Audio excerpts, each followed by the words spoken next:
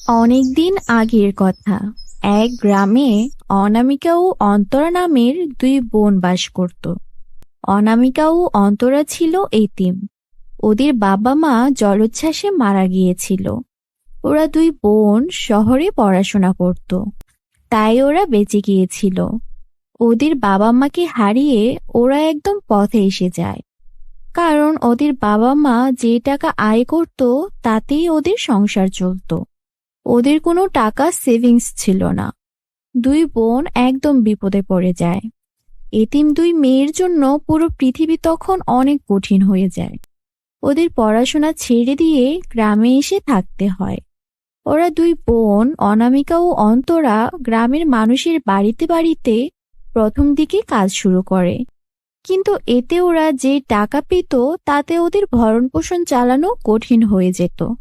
কেননা ওরা এতিম বলে গ্রামের মানুষজন ওদেরকে ঠিকমতো টাকা দিচ্ছিল না। অনামিকা আর অন্তরা কিভাবে কি করবে তাই নিয়ে প্ল্যান করতে থাকে। বন্ধুরা, তোমরা যারা গল্পটি দেখছো তোমাদের নাম কমেন্টে লিখে জানাও। আমরা নেক্সট গল্প তোমাদের নাম দিয়েই বানাবো। বোন, আমরা এই গ্রামে কাজ করে কিছুতেই ভালো থাকতে পারবো না। গ্রামের মানুষগুলো অনেক স্বার্থপর। আগে জানতাম গ্রামের মানুষদের মন ভালো হয়, কিন্তু এখন দেখছি সবাই অনেক স্বার্থপর হয়। সারাদিন কাজ করিয়ে মাত্র 10 টাকা 20 টাকা হাতে ধরিয়ে দেয়। ও টাকা দিয়ে তো আমাদের খাবারও হয় না। আমরা বরং শহরে গিয়ে কাজের সন্ধান করি। তুই কি বলিস? না না বোন, শহরে গিয়ে কাজ করা আরো অনেক বেশি কঠিন। শহরের মানুষজন শুনেছি কাজের মেয়েদের ধরে বিক্রি করে দেয়। ওটা করা যাবে না। এমন কিছু করতে হবে যেন আমরা এই গ্রামে থেকে মানুষের কাছ থেকে টাকা নিতে পারি। শোন না, আমরা আগে যে স্কুলে পড়তাম আমাদের তো সেখানে সেলাই কাজ শিখিয়েছিল। আমরা বরং সেলাই করে কিছু বিক্রি করি। সেলাই করে কিছু করতে গেলে তো কাপড় দরকার হবে। কাপড়ের টাকা কোথায় পাবো? আমাদের কাছে তো কোনো টাকা নেই। আরে, বাজারে তো অনেকগুলো দোকান। কাউকে না কাউকে যদি বলি আমাদের কিছু কাপড় ধার দিতে, নিশ্চয়ই দিয়ে দেবে। আর তাছাড়া আমরা তো আমাদের পুরনো জামা কাপড়গুলো দিয়েও কাজ শুরু করতে পারি। যদি আমরা কিছু বানিয়ে বিক্রি করে দেখি অল্প কিছু টাকায়। ওরা ওদের পুরনো শাড়ি আর পুরনো 3 পিসের ওড়নাগুলো দিয়ে ছোটদের জন্য ছোট ছোট জামা বানিয়ে নিল, সুই সুতা দিয়েই। আর তারপর সেগুলো বাজারে অল্প দামে বিক্রি করতে শুরু করলো। নিয়ে যান, নিয়ে যান, পুরনো শাড়ি ও পুরনো 3 পিসের ওড়না দিয়ে বানানো জামা খুবই অল্প দামে দিচ্ছি। নিয়ে যান, নিয়ে যান। একটা ফ্রক মাত্র 50 টাকা। গরিব দুঃখী নারীরা যারা তাদের মেয়েদেরকে টাকার অভাবে জামা কাপড় কিনে দিতে পারছিল না, তারা এত সুন্দর সুন্দর জামা এত অল্প দামে পেয়ে অল্প সময়ের মধ্যেই তাদের সব জামা কাপড় কিনে নিল। তারপর অনামিকা আর অন্তরা মিলে গ্রামের বাড়ি বাড়ি গিয়ে পুরনো কাপড় সংগ্রহ করতে শুরু করলো। এক মহিলা ওদের বিশ্বাস করে 5টি শাড়ি দিলেন, যা দিয়ে তারা সুন্দর সুন্দর ফ্রক বানিয়ে বিক্রি করলো। এর ফলে তারা অনেক ভালো আয় করতে শুরু করলো। একদিন এক বৃদ্ধা ওদের বাড়িতে এলেন আর বললেন, মেয়েরা, আমি শুনলাম তোমরা পুরনো শাড়ি আর ওড়নার বিনিময়ে টাকা দাও। আমার কিছু পুরনো শাড়ি আছে, তবে আমি এগুলো দিয়ে তোমাদের থেকে 10,000 টাকা নিতে চাই। বাড়িতে আমার নাতনি অসুস্থ। তোমরা কি আমাকে 10,000 টাকা দিতে পারো? ওরা বৃদ্ধাকে বিশ্বাস করে তাদের জমানো টাকা থেকে 10,000 টাকা দিল।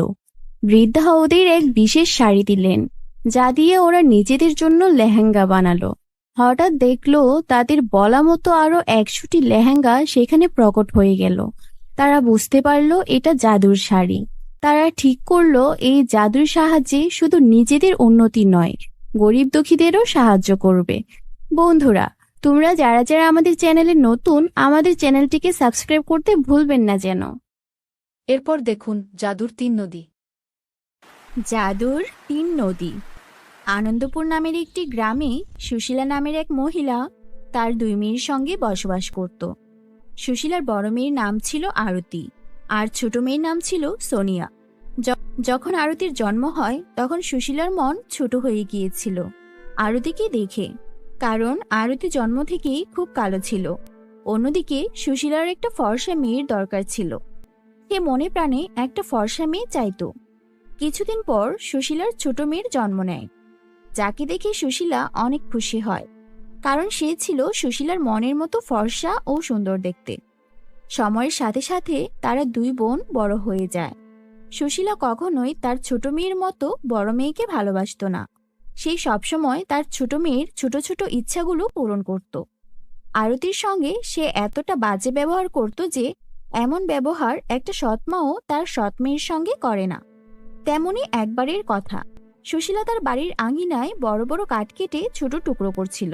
সে প্রচণ্ড রোদে কাঠ কাটছিল, এই কারণে তার পিপাসা লেগে যায়। সে তার মেয়েকে ডেকে বলে, মা সোনিয়া, মা সোনিয়া, আমার জন্য একটু পানি নিয়ে আসো তো মা। রোদে কাজ করতে করতে পিপাসায় গলা শুকিয়ে গেছে। অন্যদিকে বাড়ির ভেতরে সোনিয়া আরামে ঘুমাচ্ছিল আর আরতি ঘর মুছছিল। আরতি সোনিয়াকে ঘুমাতে দেখে সে নিজেই মায়ের জন্য পানি নিয়ে যায়। এই নাও মা পানি, পানি পান করো। কি, তুই আমার জন্য তোর নোংরা হাতে কেন পানি নিয়ে এসেছিস? না মা, তুমি ভুল করছো। আমি হাত ধুয়ে পরিষ্কার করে তোমার জন্য পানি নিয়ে এসেছি। আমি নোংরা হাতে পানি নিয়ে আসিনি মা। আরে, তোর হাত তো জন্ম থেকেই নোংরা। পানি দিয়ে পরিষ্কার করলেও এই নোংরা হাত কখনো কোনোদিন পরিষ্কার হবে না। তোকে যা বলি তার থেকে বেশি করতে যাস না। এইসব আমার একদম পছন্দ না, বুঝলি? তোকে যতটুকু বলবো ততটুকুই করবি, তার থেকে এক ধাপ সামনে এগোবি না। মা, সোনিয়া ঘুমিয়ে আছে, এই কারণে আমি তোমার জন্য পানি নিয়ে এসেছিলাম। তোর এই নোংরা হাতের পানি প্রয়োজন নেই, বুঝলি? এমনটা বলে আরতির মা আরতির হাতে থাকা সেই গ্লাসটি মাটিতে ফেলে দেয়। নিজের মায়ের এমন ব্যবহার দেখে আরতির প্রচণ্ড দুঃখ হয় এবং সে কান্না করতে শুরু করে। ঠিক তখনই সোনিয়া সেখানে চলে আসে এবং সে বলে, আরে কি হয়েছে মা, এত চিৎকার চেঁচামেচি কেন? কিছুই না মা, তুই কি বিশ্রাম কর। ঠিক আছে, আমি যাচ্ছি, কিন্তু দেখো প্লিজ চিৎকার চেঁচামেচি যেন না হয়, আমার ঘুম ভেঙে যাচ্ছে। এরপর সোনিয়া সেখান থেকে গিয়ে আবারও ঘুমিয়ে পড়ে। এরপর আরতিকে তার মা সুশীলা বলে, এই যে অপয়া, ঘর মোছা হয়ে গেছে তোর? হ্যাঁ মা। চল, ঠিক আছে, এখন বসে বসে এই কাঠগুলো কেটে দে। জানি না কোন বিপদে পড়েছি। এই মেয়ের হাত থেকে কবে যে মুক্তি পাবো। আরতি অনেক মন খারাপ করে এবং সে বসে বসে ওই রোদে কাঠ কাটছিল। কিছুক্ষণ পর তার মা সুশীলা আবারও তাকে ডাকে। ডাক শুনে আরতি দৌড়াতে দৌড়াতে তার মায়ের কাছে আসে। তখন সুশীলা তার বড় মেয়ে আরতিকে বলে, এতক্ষণ সময় দিয়েছিলাম, এতক্ষণ ধরে কি শুধু ঘরই মুছলি? এই কাপড়গুলো তোর বাপ কাচবে। যা, এখন এগুলো কেচে নিয়ে আয়। আরতি চুপচাপ সেই কাপড়গুলো উঠিয়ে নেয় এবং সে এগুলো নিয়ে কুয়োর কাছে যায় পরিষ্কার করার জন্য। আরতির হাতগুলো ছিল অনেক ছোট এবং কোমল, যার কারণে কুয়া থেকে পানি তোলার সময় দড়িতে তার হাতে অনেক ব্যথা লাগছিল। আরতি কাপড় ধোয়ার জন্য কুয়া থেকে পানি বের করছিল। হঠাৎ করে তার হাত থেকে বালতিটি ছুটে কুয়োর মধ্যে পড়ে যায়। শব্দ শুনতে পেয়ে সুশীলা দৌড়াতে দৌড়াতে সেখানে চলে আসে এবং সে প্রচন্ড রাগ নিয়ে বলে, এই কালনাগিনী, এখন আবার কোন লোকসান করে দিলি আমার? কিসের শব্দ ছিল এটা? বিশ্বাস করো মা, আমি কিছু করিনি। পানির ভারে দড়ি ছুটে গিয়েছিল আর বালতি কুয়োর মধ্যে পড়ে গেছে। কি বললি তুই? তুই বালতি কুয়োতে ফেলে দিয়েছিস? এখনই কুয়োর মধ্যে গিয়ে ওই বালতি খুঁজে নিয়ে আসবি তুই। মা, তোমার পায়ে পড়ি, আমার সাথে এমনটি করো না, আমাকে ক্ষমা করে দাও, ভুল হয়ে গেছে আমার। তোর চোখের জলে চিড়ে ভিজবে না, বুঝলি? তাড়াতাড়ি ওই কুয়োর মধ্যে গিয়ে বালতি নিয়ে আয়। আরতির কুয়োর মধ্যে যেতে প্রচন্ড ভয় করে, কিন্তু সে যদি কুয়োর মধ্যে না যায় তাহলে তার মা সুশীলা তাকে অনেক মারধর করবে। এই কারণে সে চোখ বন্ধ করেই কুয়োর মধ্যে ঝাঁপ দেয়। অন্যদিকে আরতি সাঁতারও জানত না, এই কারণে কুয়োর গভীরে আরো নিচে চলে যাচ্ছিল। হঠাৎ করে সে যেতে যেতে একটা অদ্ভুত জায়গায় পৌঁছে যায়। সেই জায়গাটি ছিল অনেক বেশি সুন্দর।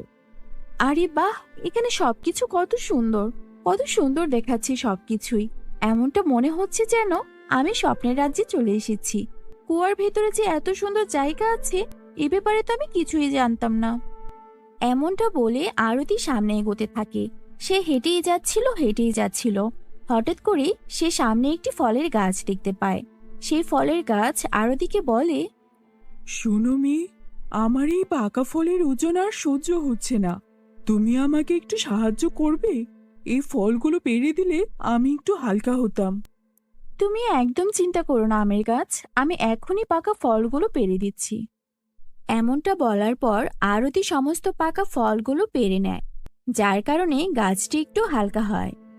তোমাকে অনেক ধন্যবাদ মা, এখন আমি অনেক হালকা অনুভব করছি। তুমি সামনে এগিয়ে যাও মা। এরপর আরতি আরো কিছুটা সামনে এগিয়ে যায়। কিছুটা সামনে যেতেই সে ভয়ঙ্কর এক ডাইনিকে দেখতে পায়। তাকে দেখে সে প্রচন্ড ভয় পেয়ে যায়। তখন সে জাদুকর্ণী আরতিকে বলে, তুমি আমাকে ভয় পেও না মেয়ে, আমার কাছে এসো, আমি তোমার কোনো ক্ষতি করব না। তুমি সত্যি বলছো তো? আমাকে খাবে না তো তুমি? না না মা, আমি তোমার কোনো ক্ষতি করব না। আচ্ছা, এটা বলো যে তুমি এখানে কিভাবে এলে?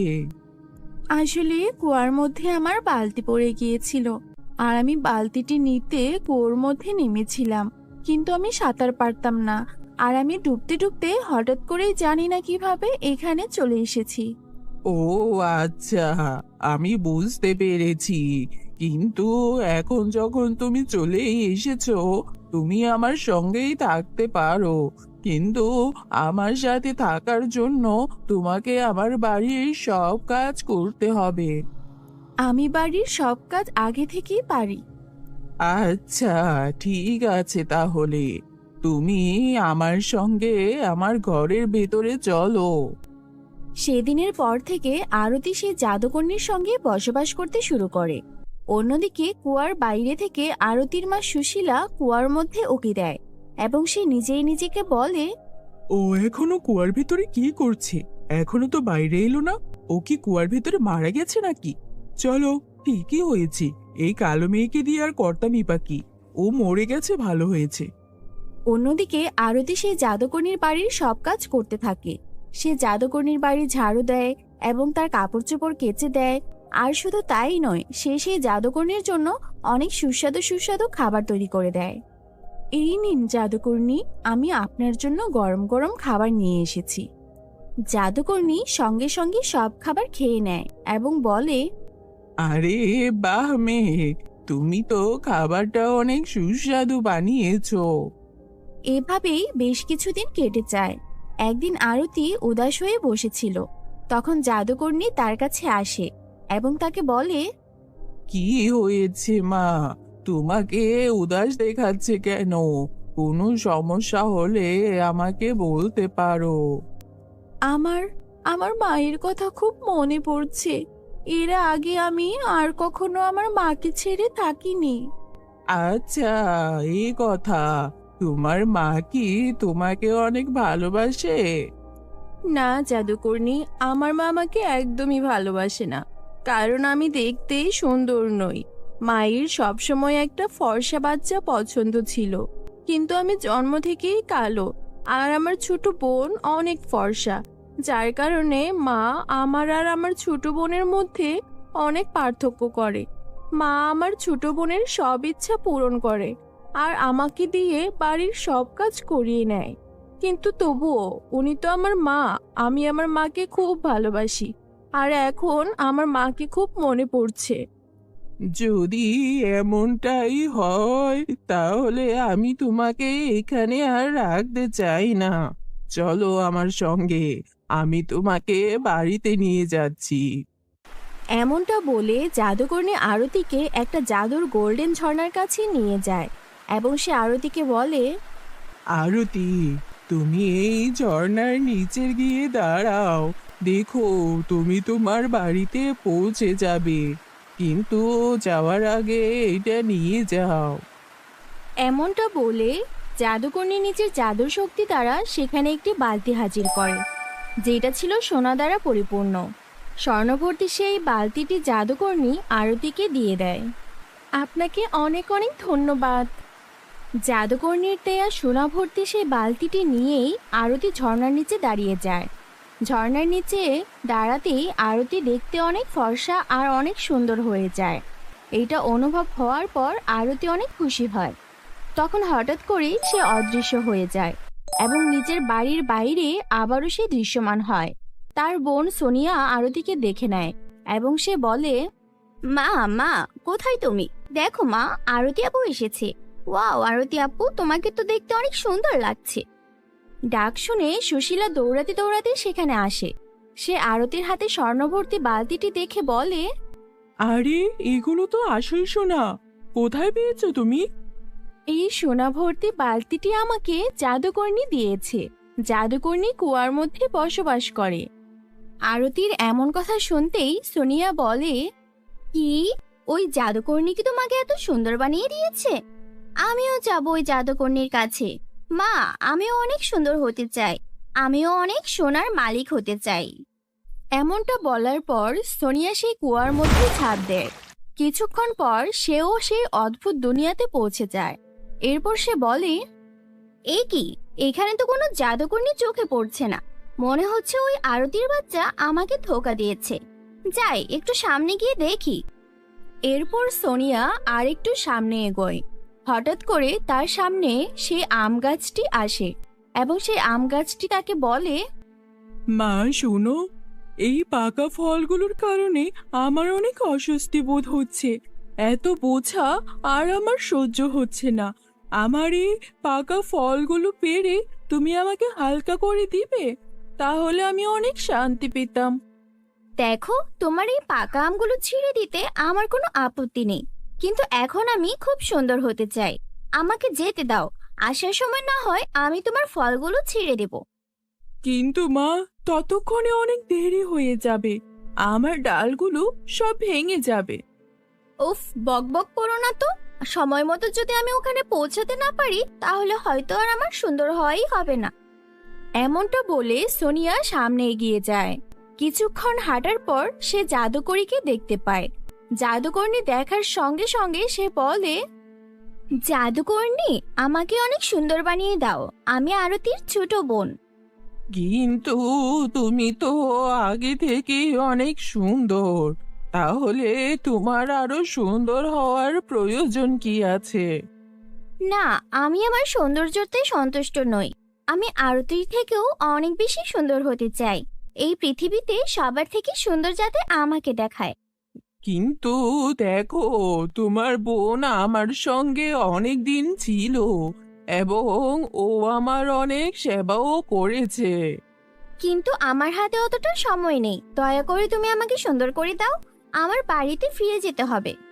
ঠিক আছে, তুমি আমার সঙ্গে চলো। এমনটা বলে জাদুকর্ণী তাকে সেই গোল্ডেন ঝর্ণার কাছে নিয়ে যায় এবং তাকেও সেই ঝর্ণার নিচে দাঁড়াতে বলে। সোনিয়া এমনটা শুনে অনেক খুশি হয় এবং সে সেই গোল্ডেন ঝর্ণার নিচে দাঁড়িয়ে পড়ে। কিন্তু সে সঙ্গে সঙ্গে দেখতে অনেক বেশি কুৎসিত হয়ে যায়। যতক্ষণে সোনিয়া এটা অনুভব করতে পারে ততক্ষণে অনেক দেরি হয়ে যায়। সে ততক্ষণে বাড়িতে পৌঁছে যায়। যখন সে বুঝতে পারে সে কালো হয়ে গেছে তখন সেই নিজের কর্মের জন্য অনেক পস্তায়। তার অনেক খারাপ লাগে, অনেক কান্না করে। এর সঙ্গে সঙ্গে সুশীলাও নিজের ভুলটা বুঝতে পারে। তার এত পার্থক্য করার কারণেই আজকে তার দুই মেয়ের এই অবস্থা। এরপর সে তার নিজের ভুলটা বুঝতে পারে এবং নিজের দুই মেয়েকে সমানভাবে ভালোবাসে। কিন্তু সুশীলার এই ভুলের শাস্তি সারা জীবন সোনিয়াকে বয়ে যেতে হয়। এরপর দেখুন জাদুর মায়ের লেহেঙ্গা। দাদুর মায়ের লেহেঙ্গা। বিহারের ছোট্ট একটি গ্রামে খুশবু নামক একজন মেয়ে বাস করত। তারা ছিল অনেক দরিদ্র। খুশবুর মা জাহ্নবী সবসময় অসুস্থ থাকত। ঘর চালানোর জন্য খুশবু সেলাইয়ের কাজ করত, আর তা থেকে যা ইনকাম হতো তা দিয়ে তার সংসার চলত। খুশবু শুধু সেলাই নয়, প্রত্যেকটি কাজেই নিপুণ ছিল। কমতি ছিল শুধু সৌন্দর্যতার। সে দেখতে বেশি সুন্দর ছিল না। সে খুবই কালো আর কুৎসিত দেখতে ছিল, যার কারণে সবসময় মানুষের পাঁচটা কথা তার শুনতে হতো। একদিন খুশবুর কাছে তার প্রতিবেশী গৌরী চাচি কাপড় সেলাই করতে আসে। খুশবু, এইটা দিয়ে আমার মেয়ের জন্য একটা সুন্দর লেহেঙ্গা সেলাই করে দিও, যেটা পরে আমার মেয়ের চাঁদের মতো চেহারা আরো যেন ফুটে ওঠে। আপনার মেয়ের জন্য অনেক অনেক শুভকামনা চাচি। আর তুই কবে বিয়ে করবি? তোর সাথে সকল মেয়েদের তো বিয়ে হয়ে গেছে। কত মেয়েদের তো বাচ্চা কাচ্চাও হয়ে গেছে, আর পরশু আমার মেয়েরও বিয়ে। চাচি, মনে হয় আমার এই দুই হাতে শুধু অন্যের জন্যই লেহেঙ্গা সেলাই করা আছে। এমনটা বলতে বলতে খুশবুর চোখ থেকে অশ্রু ঝরতে থাকে। আরে মা খুশবু, এতে তোর কোনো দোষ নেই। আজকাল বিয়ে নিয়ে মানুষ অনেক দেখাদেখি করে, আর তুই তো সব দিক দিয়েই নিঃস্ব। জন্মাতেই বাবা মারা গেল, আর তোর মাটাও সবসময় অসুস্থ থাকে। উপর থেকে তুই গরিব, আর তোর চেহারাও তেমন ভালো নয়। এইসব কারণে তোর বিয়ের সামনে পাহাড় হয়ে দাঁড়িয়েছে। আচ্ছা মা, আমার সময় নেই এখন, আমাকে যেতে হবে। দেখেছো মা, সবার মতো গৌরী চাচিও আমার কালো রং নিয়ে এতগুলো কথা শুনিয়ে গেল। এরপর সে নিজে নিজেই লেহেঙ্গা সেলাই করতে থাকে। আরে বাহ, কত সুন্দর একটা লেহেঙ্গা সেলাই করেছি আমি। যখন রানী এই লেহেঙ্গাটি পরবে তখন তাকে সত্যি দেখতে অনেক সুন্দর লাগবে। এমনটা ভেবে খুশবু সেই লেহেঙ্গাটি পরে নিজেই নিজেকে আয়নাতে দেখছিল। ঠিক তখনই রানী লেহেঙ্গাটি নিতে আসে খুশবুদের বাড়িতে, আর সে দেখে নেয় খুশবুকে লেহেঙ্গাটি পরে থাকতে। এটা দেখে রানী প্রচন্ড রাগ হয়। আরে এই কালো বাদর, তোর সাহস কিভাবে হলো আমার এত সুন্দর লেহেঙ্গা তোর ওই কালো শরীরে পরার? তোর মতো গরিবদের কোনো যোগ্যতা নেই এইসব লেহেঙ্গা পরার। আর তুই যেগুলো পরিস, ময়লা ছেঁড়া ফাটা পোশাক, ওইগুলোই তোর যোগ্য, বুঝলি? এখন যা, মুখের দিকে না তাকিয়ে তাড়াতাড়ি আমার লেহেঙ্গাটা দে। রানীর কথাগুলো খুশবুর বুকে তীরের মতো গিয়ে বিঁধে। খুশবু কান্না করতে করতে তার লেহেঙ্গাটি খুলে দিয়ে দেয়, আর উপরওয়ালার কাছে এই নিয়ে বিচার দিয়ে বলে, হে আল্লাহ, তুমি আমাকে এত কালো কেন বানিয়েছো? প্রত্যেকটা মেয়ের একটা নিজস্ব স্বপ্ন থাকে যে সবাই কোনো না কোনো একদিন পালকিতে করে নিজের রাজকুমারের বাড়িতে যাবে, কিন্তু আমার এই স্বপ্ন আর মানবিকতার মাঝে আমার এই কালো চেহারা কাটা হয়ে দাঁড়িয়েছে। যাকে দেখি সবাই আমার এই কুৎসিত চেহারা নিয়ে মজা করে। আমার সঙ্গে কেন এমনটা হয় খোদা? আমি এমন কি পাপ করেছিলাম যার কারণে আমাকে এমন শাস্তি পেতে হচ্ছে? মা খুশবু, আমার সোনা মেয়ে, এমনটা বলে না। মানুষ তো রূপ রঙেই সুন্দর হয় না, মানুষের মন সুন্দর হলেই সে প্রকৃত সুন্দর হয়। আমার মেয়ের মন অনেক সুন্দর, কিন্তু আজকের এই জামানায় মানুষের চোখের উপর টাকার লোভ ও সৌন্দর্যতার পট্টি পড়ে গেছে। কিন্তু মা, তুই চিন্তা করিস না, একদিন সব কিছু ঠিক হয়ে যাবে। এইভাবে মেয়েকে বোঝানোর পর দুইজনেই ঘুমিয়ে পড়ে। এভাবেই সময় কাটছিল। জাহ্নবী নিজের মেয়ের জন্য অনেক চিন্তা হতো, এবং সে সব জায়গায় নিজের মেয়ের বিয়ের জন্য সম্বন্ধ খুঁজত। সে প্রতিটা আত্মীয়ের বাড়িতে যেত এবং অনেকগুলো সম্বন্ধ দেখেছিল, কিন্তু সকলেই তার মেয়ের কালো রংরূপ দেখে না বলে দিত। খুব কষ্ট করে জাহ্নবী একটা বিয়ের সম্বন্ধ পায়। ছেলেপক্ষ সবাই মিলে জাহ্নবীর মেয়ে খুশবুকে দেখতে আসে। এরপর খুশবু চায়ের প্লেট নিয়ে বাইরে বেরিয়ে আসে। তাকে দেখার পর পাত্রের মায়ের প্রচন্ড রাগ হয় এবং সে বলে, আরে এ কি, এই কেমন মেয়ে আপনার? আমার ছেলেকে দেখেছেন? কত সুন্দর দুধের মতো ফর্সা, আর আপনার মেয়ে তো একদম কোকিলের মতো কালো। ক্ষমা করবেন, এই বিয়ে দেওয়া আমার পক্ষে সম্ভব নয়। খোদার দোহাই লাগে, আমার মেয়েকে ত্যাগ করে চলে যাবেন না।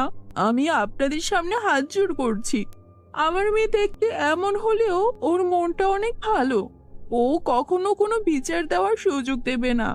আপনাদের সামনে হাত জোড় করছি, দয়া করুন আমাদেরকে। ঠিক আছে ঠিক আছে, কিন্তু আমাদেরও কিছু শর্ত আছে। দেখো জাহ্নবী, এমনিতে আমার ছেলের জন্য মেয়ের অভাব নেই, কিন্তু তুমি যদি চাও যে আমি তোমার মেয়েকে আমার ঘরের বউ বানাই, তাহলে আমার একটা শর্ত আছে। তোমার মেয়েকে আমার বাড়ির বউ বানানোর জন্য বেশি কিছু নয়, 2 লক্ষ টাকা নগদ আর 5 ভরি গহনা দিলেই হবে।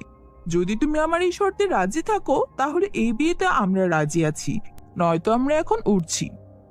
না না, আমি আপনার সব শর্তে রাজি, শুধু এই বিয়েটা ভাঙবেন না। ঠিক আছে, তাহলে এই বিয়েটা সামনে এগোনো যাবে। মা, তুমি হ্যাঁ কেন বললে? কেন রাজি হলে?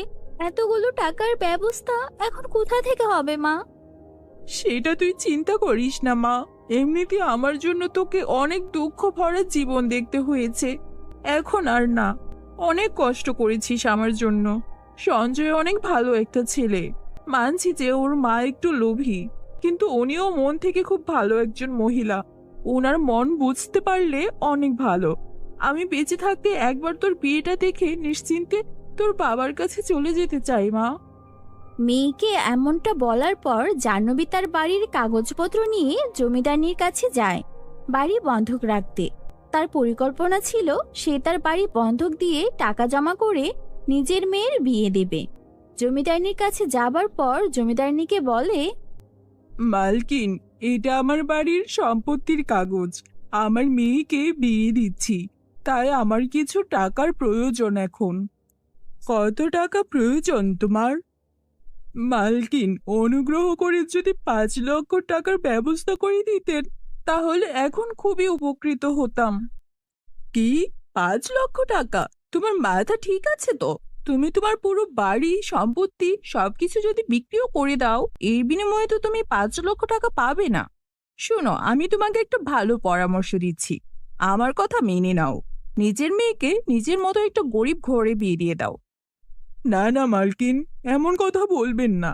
আমাকে এতগুলো কথা শোনানোর জন্য আপনাকে অনেক অনেক ধন্যবাদ। এখন আমি যাচ্ছি। এমনটা বলে সম্পত্তির দলিল নিয়ে জাহ্নবী উদাস মনে সেখান থেকে চলে যায়। এভাবে সময় কাটছিল। আস্তে আস্তে বিয়ের দিনও খুব কাছাকাছি চলে এসেছিল।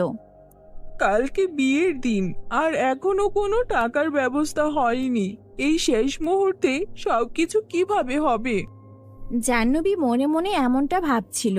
ঠিক সেই সময় গ্রামের সকল মহিলারা অনেক সাজুগুজু করে তার বাড়িতে আসে। অন্যদিকে খুশবু তার মায়ের একটা পুরনো শাড়ি পরে খুব সিম্পল ভাবে সেজে সবার সামনে আসে। আরে, এইটা কি? নতুন বউয়ের চেহারা এত সাদা সিধা, কোনো সাজ নেই, কোনো ভালো পোশাক নেই।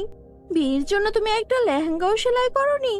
এমনিতে তো পুরো গ্রামের সবার লেহেঙ্গা এত সুন্দর করে সেলাই করে দাও, আর নিজের জন্য পরার একটা লেহেঙ্গাও হয়নি। তুমি ঠিকই বলেছ বোন। আচ্ছা খুশবু, একটা কথা বলতো, এই ছেঁড়া ফাটা শাড়িটি তুই কোথায় পেলি? আরে, তুই নিজেও জানিস তোর চেহারা ভালো না, একটা ভালো পোশাক তো পরতে পারতি। আর কি, যেমন কুৎসিত চেহারা তেমন কুৎসিত ছেঁড়া ফাটা একটা শাড়ি পরে চলে এসেছে। গ্রামের সকল মহিলারা এভাবে খুশবুকে নিয়ে খুব মজা করে। এরপর সবাই যখন নিজেদের বাড়িতে চলে যায়, খুশবু ভীষণ হতাশ হয়েছিল। সে তাড়াতাড়ি নিজের সেলাই মেশিনে বসে এবং নিজের জন্য একটা লেহেঙ্গা সেলাই করার চেষ্টা করে। কিন্তু তার কাছে কোনো ভালো কাপড় ছিল না, তাই বেঁচে থাকা সেরা কাপড়গুলো দিয়ে সে একটা লেহেঙ্গা বানানোর চেষ্টা করে। শেষমেশ সে একটা লেহেঙ্গা বানাতে সফল হয় এবং সে লেহেঙ্গাটি পরে নেয়। কিন্তু নিজের লেহেঙ্গাটি দেখে খুশবু নিরাশ হয়ে কান্না করে দেয়।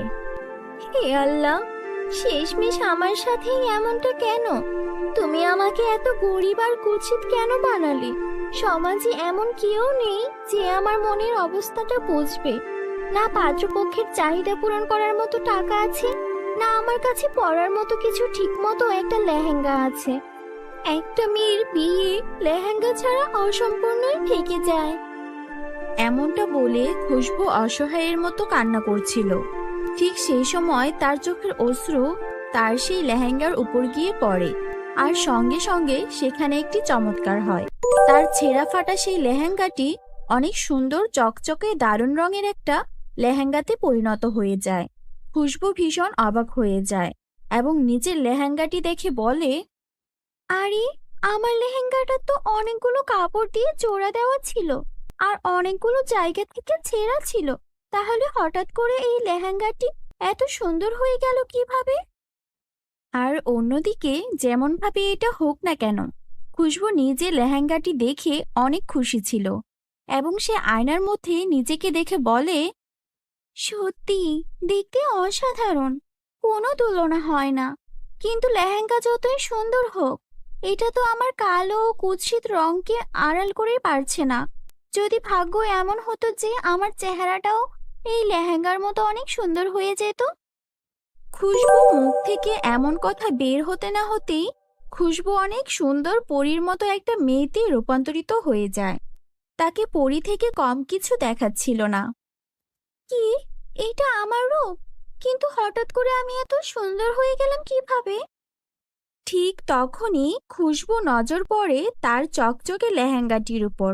তার বুঝতে বাকি থাকে না যে এই সব কিছু তার ওই জাদুর লেহেঙ্গারই জাদু। জানি না এটা কেমন করে হলো, তবে আমার এই লেহেঙ্গাটি জাদুর লেহেঙ্গা হয়ে গেছে, আর এই সব কিছু এই জাদুর লেহেঙ্গারই কাজ।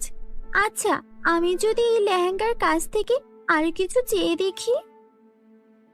হে আমার জাদুর লেহেঙ্গা, আমার বিয়ের জন্য তুমি কি আমাকে গহনা এবং সাজুগুজুর জিনিস দিতে পারবে?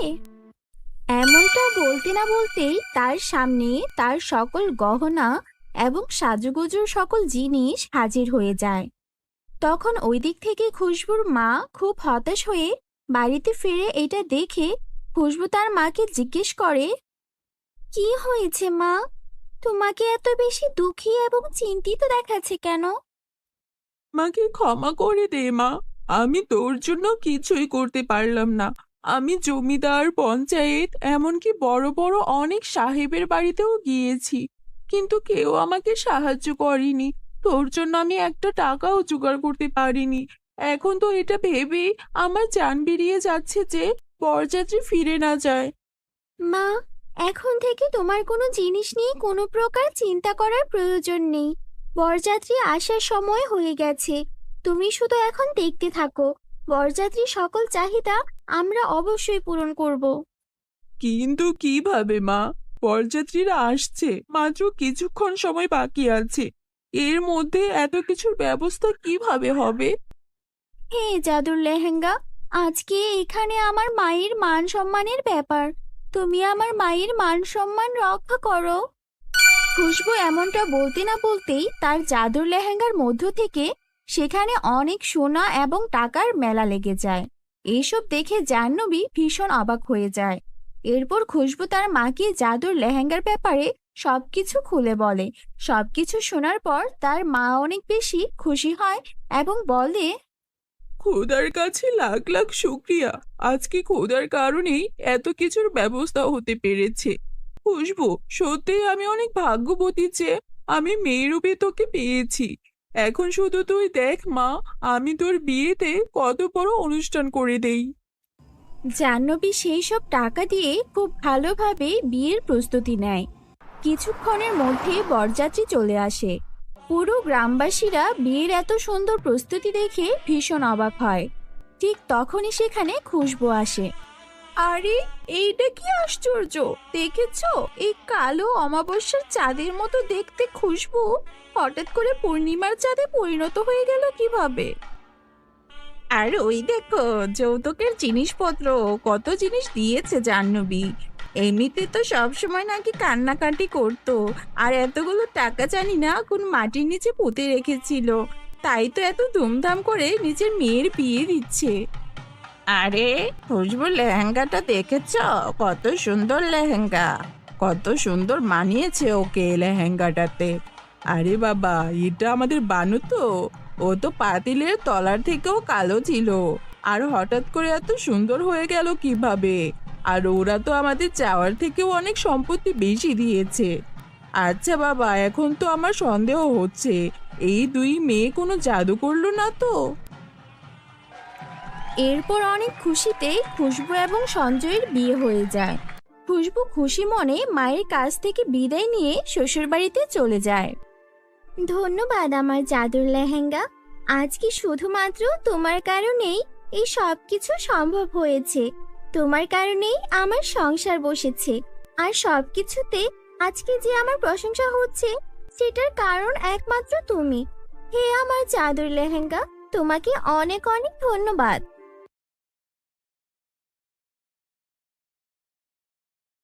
এরপর দেখুন জাদুর সোনা রূপার বেডরুম। এক গ্রামে রিয়া ও সুমি নামের দুই বোন বাস করত। রিয়া ছোট থেকেই মডার্ন ছিল, সবসময় সাজুগুজু করতে ভালোবাসতো, আর ওর ইচ্ছে ছিল একটা ধনী পরিবারের ছেলেকে বিয়ে করে শহরে সেটেল হয়ে যাওয়ার। অন্যদিকে রিয়ার মতো এত বড় স্বপ্ন কখনোই ছিল না ছোট বোনের। সুমি সবসময় একটা শান্তি ও সুখের জীবন চাইতো। ওর কাছে টাকা পয়সার চেয়ে ভালো থাকাটাই সবচেয়ে বেশি ম্যাটার করত। তাই ও সবসময় চাইতো ও এমন কাউকে বিয়ে করবে যে ওকে সবসময় সম্মান করবে আর ভালোবাসবে। টাকা না হলেও সংসারে সুখ বা শান্তির কোনো কমতি থাকবে না। বন্ধুরা, তোমরা যারা আমাদের চ্যানেলে নতুন, আমাদের চ্যানেলটিকে সাবস্ক্রাইব করতে ভুলো না যেন। আর হ্যাঁ, তোমরা যারা গল্পটি দেখছো তোমাদের নাম কমেন্টে ঝটপট লিখে ফেলো। আমরা নেক্সট গল্প তোমাদের নাম দিয়েই বানাবো।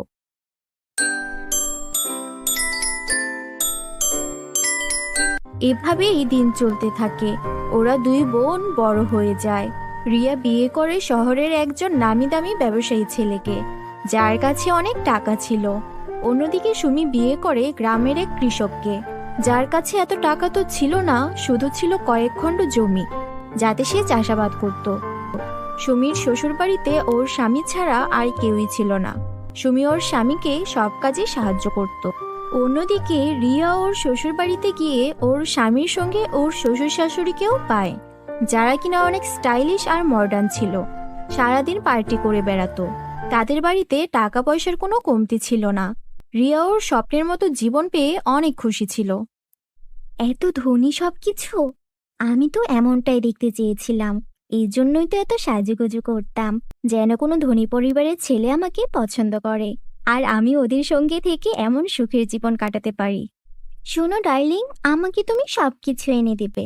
তোমাদের বাড়িতে এত কিছু আছে, তোমাদের এত টাকা আছে, তাহলে সোনার বেডরুম নেই কেন? আমার সবকিছু সোনা দিয়ে বানানো চাই। ওকে ডার্লিং, তুমি যখন বলেছো এটা আর এমন কি, আমি আমাদের পুরো বেডরুমটাই সোনার করে নিচ্ছি। তুমি শুধু ওয়েট করো। কিছুদিনের মধ্যেই রিয়াকে ওর স্বামী সোনা দিয়ে একটা বেডরুম বানিয়ে দেয়, যেখানে সোনার বিছানা, সোনার আলমারি, সবকিছু সোনার তৈরি ছিল। আরে শুধু সোনার বেডরুম দিয়ে হবে না, আমি চাচ্ছি আরো অন্য কিছু। আরে তুমি একবার মুখ ফুটে বলো না, আমতা আমতা করছো কেন? তোমার কি হীরের কিছু লাগবে? হীরের কিছু হলে তো ভালোই হয়। তুমি চাইলে আমাকে ডায়মন্ড দিয়েও কিছু বানিয়ে দিতে পারো। আমি চাই আমাদের বাড়িঘর দেখে সবাই ভাববে যে আমরা কোনো রাজমহলে থাকি। এত কিছু সাদামাটা ভালো লাগছে না। আর হ্যাঁ, আমাদের দামি দামি কিছু গাড়িও দরকার। তুমি একবার বলো না, ল্যাম্বরগিনি গাড়ি চাই তোমার? এছাড়া আমাদের গ্যারেজে তো 10টা গাড়ি আছেই। ঠিক আছে, আমি তোমার সঙ্গে শপিংয়ে যাব। আর হ্যাঁ, গাড়ির শোরুমেও যাব। নতুন কিছু গাড়ি লাগবে, আর আমার শাড়ির সঙ্গে ম্যাচিং করে ওই কালারের গাড়ি কিনে নিয়ে আসবো। ঠিক আছে, তুমি যখন চাইছো তাই হবে। আমি এখন একটু ব্যবসায়ের কাজে দেশের বাইরে যাচ্ছি। আসতে আমার 2 মাস সময় লেগে যাবে। কি বলছো? 2 মাসের জন্য তুমি থাকবে না? তোমাকে ছাড়া আমি কিভাবে থাকবো? কেন ডার্লিং, আমি তো তোমাকে সোনা দানা সবকিছু দিয়েই ভরিয়ে রেখেছি। আমাকে আর কি প্রয়োজন? তুমি তো জানো আমি ব্যবসার কাজে বাইরে থাকি, কত মিটিং করতে হয়। তোমার টাকা লাগলে তোমার অ্যাকাউন্টে আমি টাকা পাঠিয়ে দেব। তোমার যত ইচ্ছা পার্টি করো, শপিং করো, আনন্দ করো, কেমন? আমি তাহলে আসি। এই বলে রিয়ার স্বামী বিদেশে চলে গেল। রিয়া ওর স্বামী চলে যাওয়ার পর একদম একা হয়ে গেল। শ্বশুর শাশুড়ির সঙ্গে গিয়ে সময় কাটানোর জন্য তাদের কাছে গিয়েও তাদেরকে পেল না, কেননা তারাও পার্টি করার জন্য বেরিয়ে গিয়েছিল। সোনার বেডরুম, সোনার বিছানা সবকিছু পেয়েও কেমন যেন রিয়ার মনে কোনো শান্তি ছিল না। রিয়া ভাবল, বাড়িতে বসে থেকে কি করব? যাই, আমার বোনকে একটু দেখে আসি। ও তো একটা গরিব কৃষককে বিয়ে করেছে, নিশ্চয়ই ও অনেক কষ্টে আছে। ওকে দেখে আসি, ওর জীবন কেমন চলছে। আমার মতো তো আর এত আনন্দে নেই। তখন রিয়া ওর স্বামীর একটা দামি গাড়িতে করে গাড়ি চালিয়ে গ্রামে চলে এলো ওর বোন সুমিকে দেখতে। সে এসে দেখে সুমি ওর স্বামীর সঙ্গে মাঠে কাজ করছে।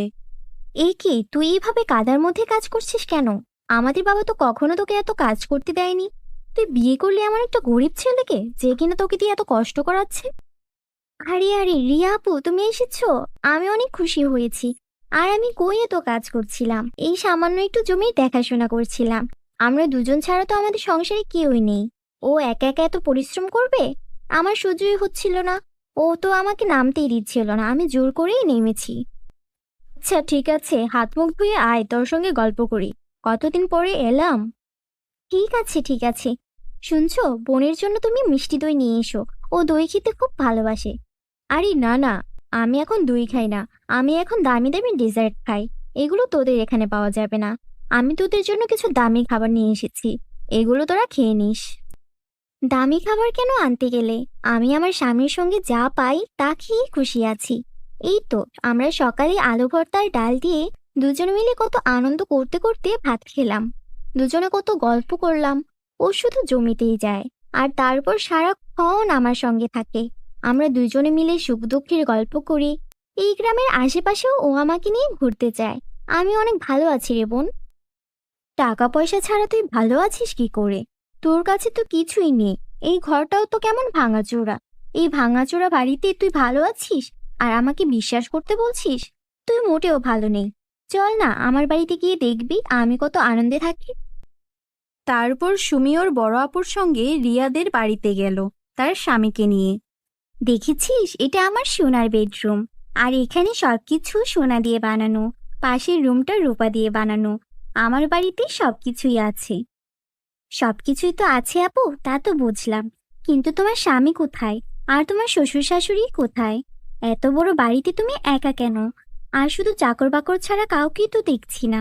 তুমি কি সত্যিই ভালো আছো? আসলে তোকে আমি কি বলবো, আমি ভালো নেই।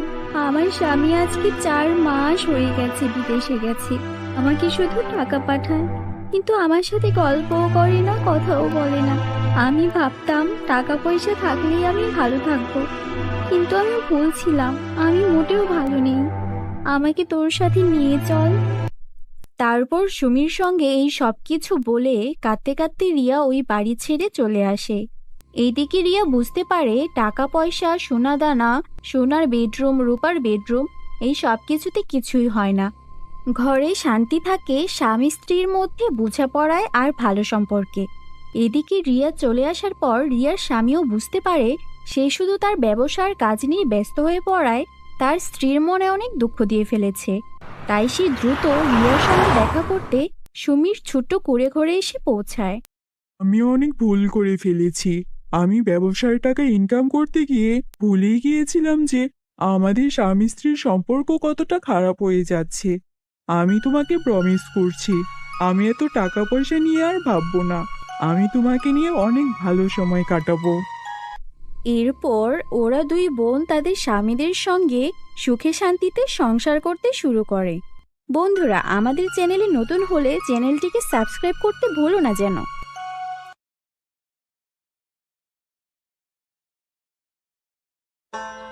কৃষ্ণপুর নামের এক গ্রামে রতন চাষির একটা গরু ছিল। রতন সময়ে সময়ে জমিতে চাষ করার পাশাপাশি তার গরুকে নিয়ে ঘাস খাওয়াতে যেত। আর এই গরুটাকে নিজের সন্তানের মতোই বড় করে তুলেছিল। রতন তার গরুর নাম রাখে লালি। লালি রতনের নিজের ছেলের মতোই ছিল। বুঝলি লালি, সবাই বলে তোকে বিক্রি করে দিয়ে একটা গাই বাছুর কিনে আনতে, কিন্তু তুই যে আমার ছেলে, ছেলেকে কি কখনো বিক্রি করা যায়? সবাই যাই বলুক, আমি তোকে কখনোই বিক্রি করব না। তুই আমার ছেলে, বুঝলি? গরু তো কিছুই বলতে পারে না, শুধু মাথা নাড়ায়। রতন ওর গরুকে এত ভালোবাসি দেখে রতনের বউ খুবই বিরক্ত হতো। তোমার এই গরুর প্রতি ভালোবাসা কবে শেষ হবে শুনি? সবাই বলছে লালিকে বিক্রি করে একটা গাই বাছুর নিয়ে আসতে, তাহলে তো দুধ পাওয়া যাবে। গাই বাছুর ছাড়া গরু পেলে কি কোনো লাভ আছে? শুনো, তুমি অত বুঝো না, বুঝলে? আমি আমার জমির ধান বেচে তারপর একটা গাই বাছুর কিনে আনবো। ইস, খুব জমির ধান বেচে গাই বাছুর কিনে আনবো? তা সে কয় টাকার ধান বেচবে? তোমার তো 20 মণ ধানও হয় না। একটা গাই বাছুরের দাম জানো? এর যে বলি কি লালিকে বিক্রি করো, তাহলে একটার জায়গায় 2টা গাই বাছুর আনতে পারবে। আমরা গায়ের দুধও বিক্রি করতে পারবো, আর গায়ে যখন বাছুর দেবে তখন বাছুর আমরা বড় করতে পারবো। এত আবেগ দিয়ে কি দুনিয়া চলে? তুমি একটা গরিব চাষি, আর চাষিদেরও তো আবেগ থাকতে হয় না। তুমি অনেক কথা বলো, তোমার সঙ্গে এত কথা বলার সময় এখন নেই। লালিকে নিয়ে আমি নদীতে যাচ্ছি, ওকে গোসল করাতে হবে। এই বলে রতন লালিকে নিয়ে নদীতে চলে গেল। বন্ধুরা, তোমরা যারা যারা গল্পটি দেখছো তোমাদের নাম কমেন্টে লিখে ফেলো। আমরা পরবর্তী গল্প তোমাদের নাম দিয়ে বানাবো। আর হ্যাঁ, এরপরে জাদুর কোন গল্পটি দেখতে চাও তাও জানাতে ভুলো না যেন। বুঝলি লালি, সবাই এখনো তোকে নিয়ে নানা রকম কথা বলে, কিন্তু আমি তো জানি তুই আমার বুকের ধন। তোকে আমি কখনোই বিক্রি করব না। এইসব বলতে বলতে রতন কখন নদীর ভেতরে চলে যায় টেরই পায় না। রতন নদীর ভেতরে গিয়ে হাবুডুবু খেতে থাকে। লালু সবটা বুঝতে পারে, কিন্তু তারপরও কিছু করে উঠতে পারছিল না।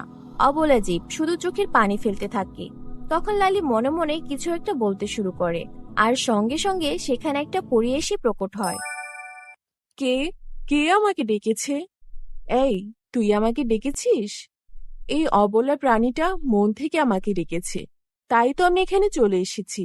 নিশ্চয়ই এই প্রাণীটার মালিক হচ্ছে এই লোকটা, একে তো বাঁচাতেই হবে।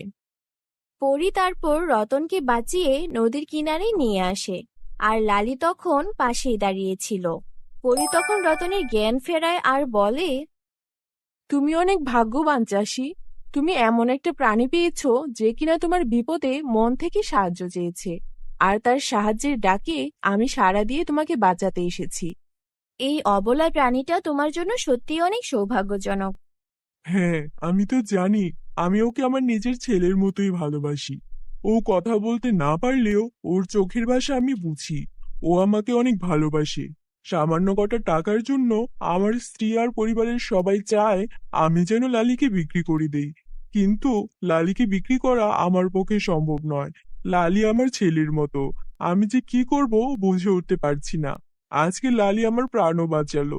আমি যে ওর কাছে চিরকৃতজ্ঞ হয়ে গেলাম। তুমি যখন তোমার গরুকে এত ভালোবাসো, তাহলে আমি এই গরুকে সাধারণ থেকে অসাধারণ বানিয়ে দিচ্ছি। এই গরু তোমার সব দুঃখের অবসান করবে। তবে মনে রেখো, কখনো যেন লোভ করো না। কি বলছেন পরি আপনি? এমন কি করবেন যাতে আমার লালি অসাধারণ হয়ে যায়? দেখোই না আমি কি করি। তুমি এক কাজ করো, নদী থেকে মাটি তুলে আনো, আর সেই মাটি তোমার লালির গায়ে প্রলেপ দিয়ে দাও। মাটি তুলে এনে লালির গায়ে প্রলেপ দেব? ওই শরীর তো নোংরা হয়ে যাবে। পরে তো আবার গোসল করাতে হবে। ওহো চাষি, তুমি দেখছি ভারী কথা বলো। এত কথা বলা ঠিক নয়। তুমি যা বলছি তাই করো। লালির গায়ে মাটির প্রলেপ দাও দেখি। পরীর কথা মতো তখন সেখানে রতন মাটি নিয়ে এসে গরুর গায়ে প্রলেপ দিতে শুরু করলো। প্রলেপ দেওয়া শেষ হয়ে গেলে পরী গিয়ে তার জাদুর কাঠি লালির গায়ে ছোঁয়ালো। সঙ্গে সঙ্গে লালি একটা সোনার গরুতে পরিণত হলো।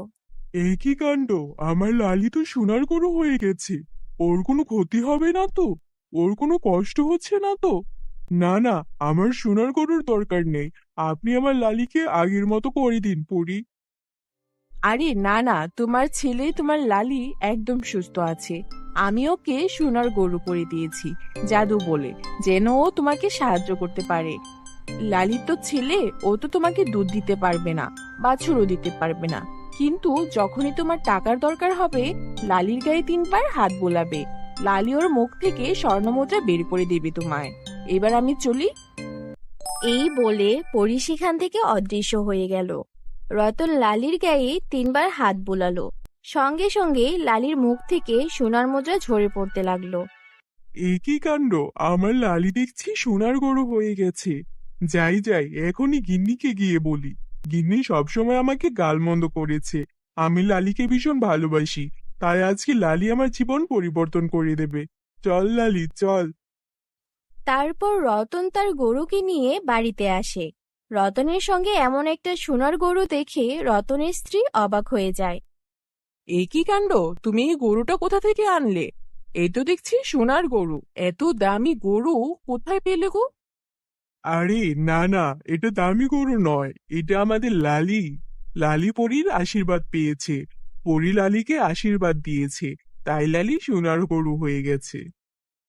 শুধু তাই নয়, আমি তোমাকে এখন একটা জাদু দেখাবো, যা দেখে তুমি অবাক হয়ে যাবে।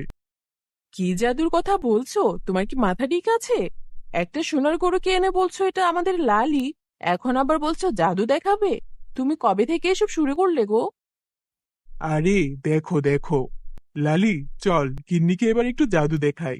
দেখা দেখা লালি, তোর জাদু দেখা। তারপর রতন তার গরুর গায়ে 3 বার হাত বোলালো। সঙ্গে সঙ্গে লালির মুখ থেকে ঝরঝর করে স্বর্ণমুদ্রা বেরোতে লাগলো। এই কি কাণ্ড দেখছি গো! আমার তো মাথা ঘোরাচ্ছে। এই গরুর মুখ থেকে স্বর্ণমুদ্রা পড়ছে কি করে? এ কি সত্যি আমাদের লালি? হ্যাঁ হ্যাঁ, এ সত্যি আমাদের লালি।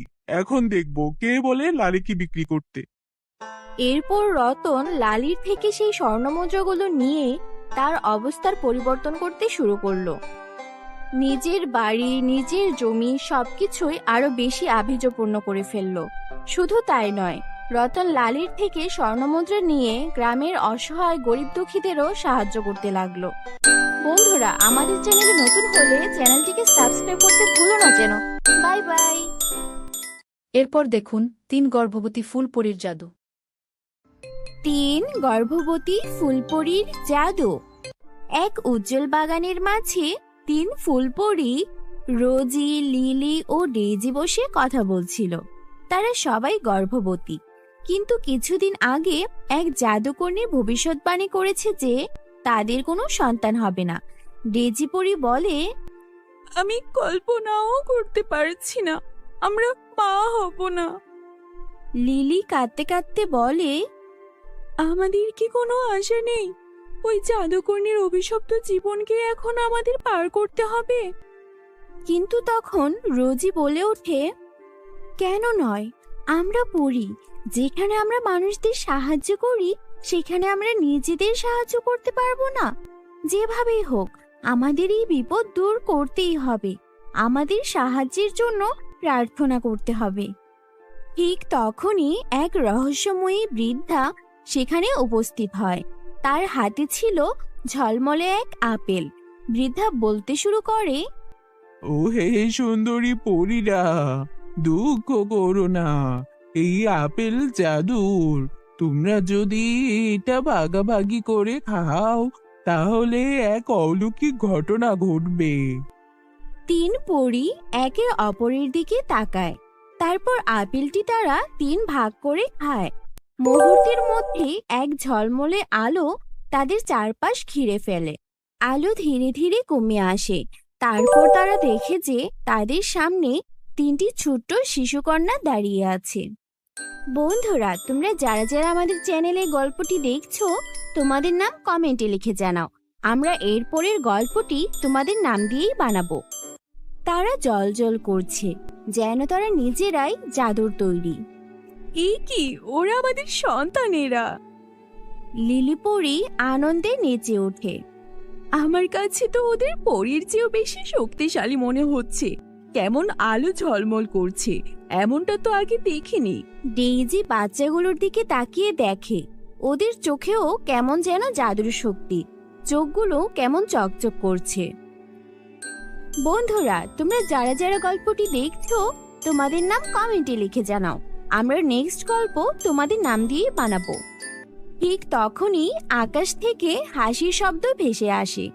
আকাশ থেকে এক জাদুকর্ণী ভেতর থেকে নেমে আসে। এই যে পরীরা, তোমাদের বিশ্বাসে এই অলৌকিক ঘটনার জন্ম দিয়েছে। তোমাদের সন্তানেরা কোনো সাধারণ শিশু নয়, তারা 3 জাদুর কন্যা। একদিন তারা দুনিয়ার আলো হবে। 3 পরী আনন্দে একে অপরকে জড়িয়ে ধরে। 3 জাদুকন্যা মিষ্টি হেসে আকাশের দিকে তাকায়। এভাবেই দিন কাটছিল অনেক আনন্দে। রোজি পরী, ডেইজি পরী, লিলি পরী রাজপ্রাসাদের ঝলমলে কক্ষে বসে আছে। তাদের সামনে 3টি ছোট্ট শিশু খেলা করছে। ওদের নাম ওদের মায়েরা রেখেছে রুবি, আম্বার ও ফিওনা পরী। কিন্তু আজ রাতটা অন্য রাতগুলোর মতো নয়, কেননা আজ জাদুর কন্যাদের জন্মদিন। রোজি পরী অনেক বেশি উত্তেজিত ছিল। সে বলতে থাকে, এত দ্রুত বছর কেটে গেল, মনে হয় যে কালই ওরা আমাদের জীবনে এসেছে। লিলি পরী হাসতে হাসতে বলে, কিন্তু রোজি, তুমি কি লক্ষ্য করেছো, ওরা সাধারণ শিশুর মতো মোটেও নয়। ডেইজি আতঙ্কিত কণ্ঠে বলে, হ্যাঁ, আমি তো কাল রাতে দেখেছি ফিওনা হাওয়ার মধ্যে উড়ে বেড়াচ্ছিল। 3 পরী আতঙ্কিত হয়ে একে অপরের দিকে তাকায়। ঠিক তখনই ওরা একটা পরিচিত কণ্ঠস্বর শুনতে পায়। তখন জাদুকর্ণী হাসতে হাসতে আসে আর বলে, ভয় পাওয়ার কোনো কারণ নেই, ওরা জাদুর পরীকন্যা, ওদের জাদু শক্তি জাগতে শুরু করেছে। 3 পরী দ্রুত জানালার দিকে তাকায়। তারা দেখে জাদুকর্ণী মেঘের উপর ভেসে আছে আর হাতে একটা ক্রিস্টালের গ্লোব রাখা। রোজি উত্তেজিত কণ্ঠে বলে, এর মানে কি বলতে চাইছেন আপনি? এর মানে ওরা সাধারণ শিশু নয়। যেমনটা আমি বলেছিলাম, রবি হচ্ছে পানির রাজকন্যা, আম্বার পরী আগুনের রাজকন্যা, আর ফিওনা বাতাসের রাজকন্যা। 3 পরী বিস্ময়ে তাকিয়ে থাকে। শিশুগুলো এসে নিজেদের জাদু শক্তি দেখাতে শুরু করে। রবির হাতের স্পর্শে শিশির জমে বরফ হয়ে যায়। আম্বার ছোট হাত নাড়াতেই একটা মোমবাতি জ্বলে ওঠে আর ফিওনা বাতাসে উড়তে থাকে। 3 পরী তাদের সন্তানদের এত জাদুশক্তি দেখে অবাক হয়ে যায়। তবে তোরা মনে রাখিস একটা কথা, শক্তি যেমন আশীর্বাদ তেমন অভিশাপও হতে পারে যদি তার নিয়ন্ত্রণ করতে না শেখে। 3 পরী তাদের সন্তানদের নিয়ে জাদুর বনে আসে। এখানে এক বুড়িমা থাকে আর তারা আসে জাদুর শিক্ষা নেয়ার জন্য। ওরা এসেছে, আমি জানতাম একদিন এই কন্যাদের প্রশিক্ষণ দিতে হবে আমার। ডেইজি পরী বলল, পরিমা, তুমি কি ওদের সাহায্য করতে পারবে? ওরা তো মাত্র শুরু করেছে, এখন দেখবে ওদের সত্যিকারের শক্তি কেমন। 3 বাচ্চারা একে একে পরিমার সামনে দাঁড়ায়। পরিমা মাটিতে একটা বৃত্ত আঁকে আর তার মধ্যে 3 জনকে বসতে বলে। এবার তোমরা চোখ বন্ধ করো আর নিজের শক্তিকে অনুভব করো।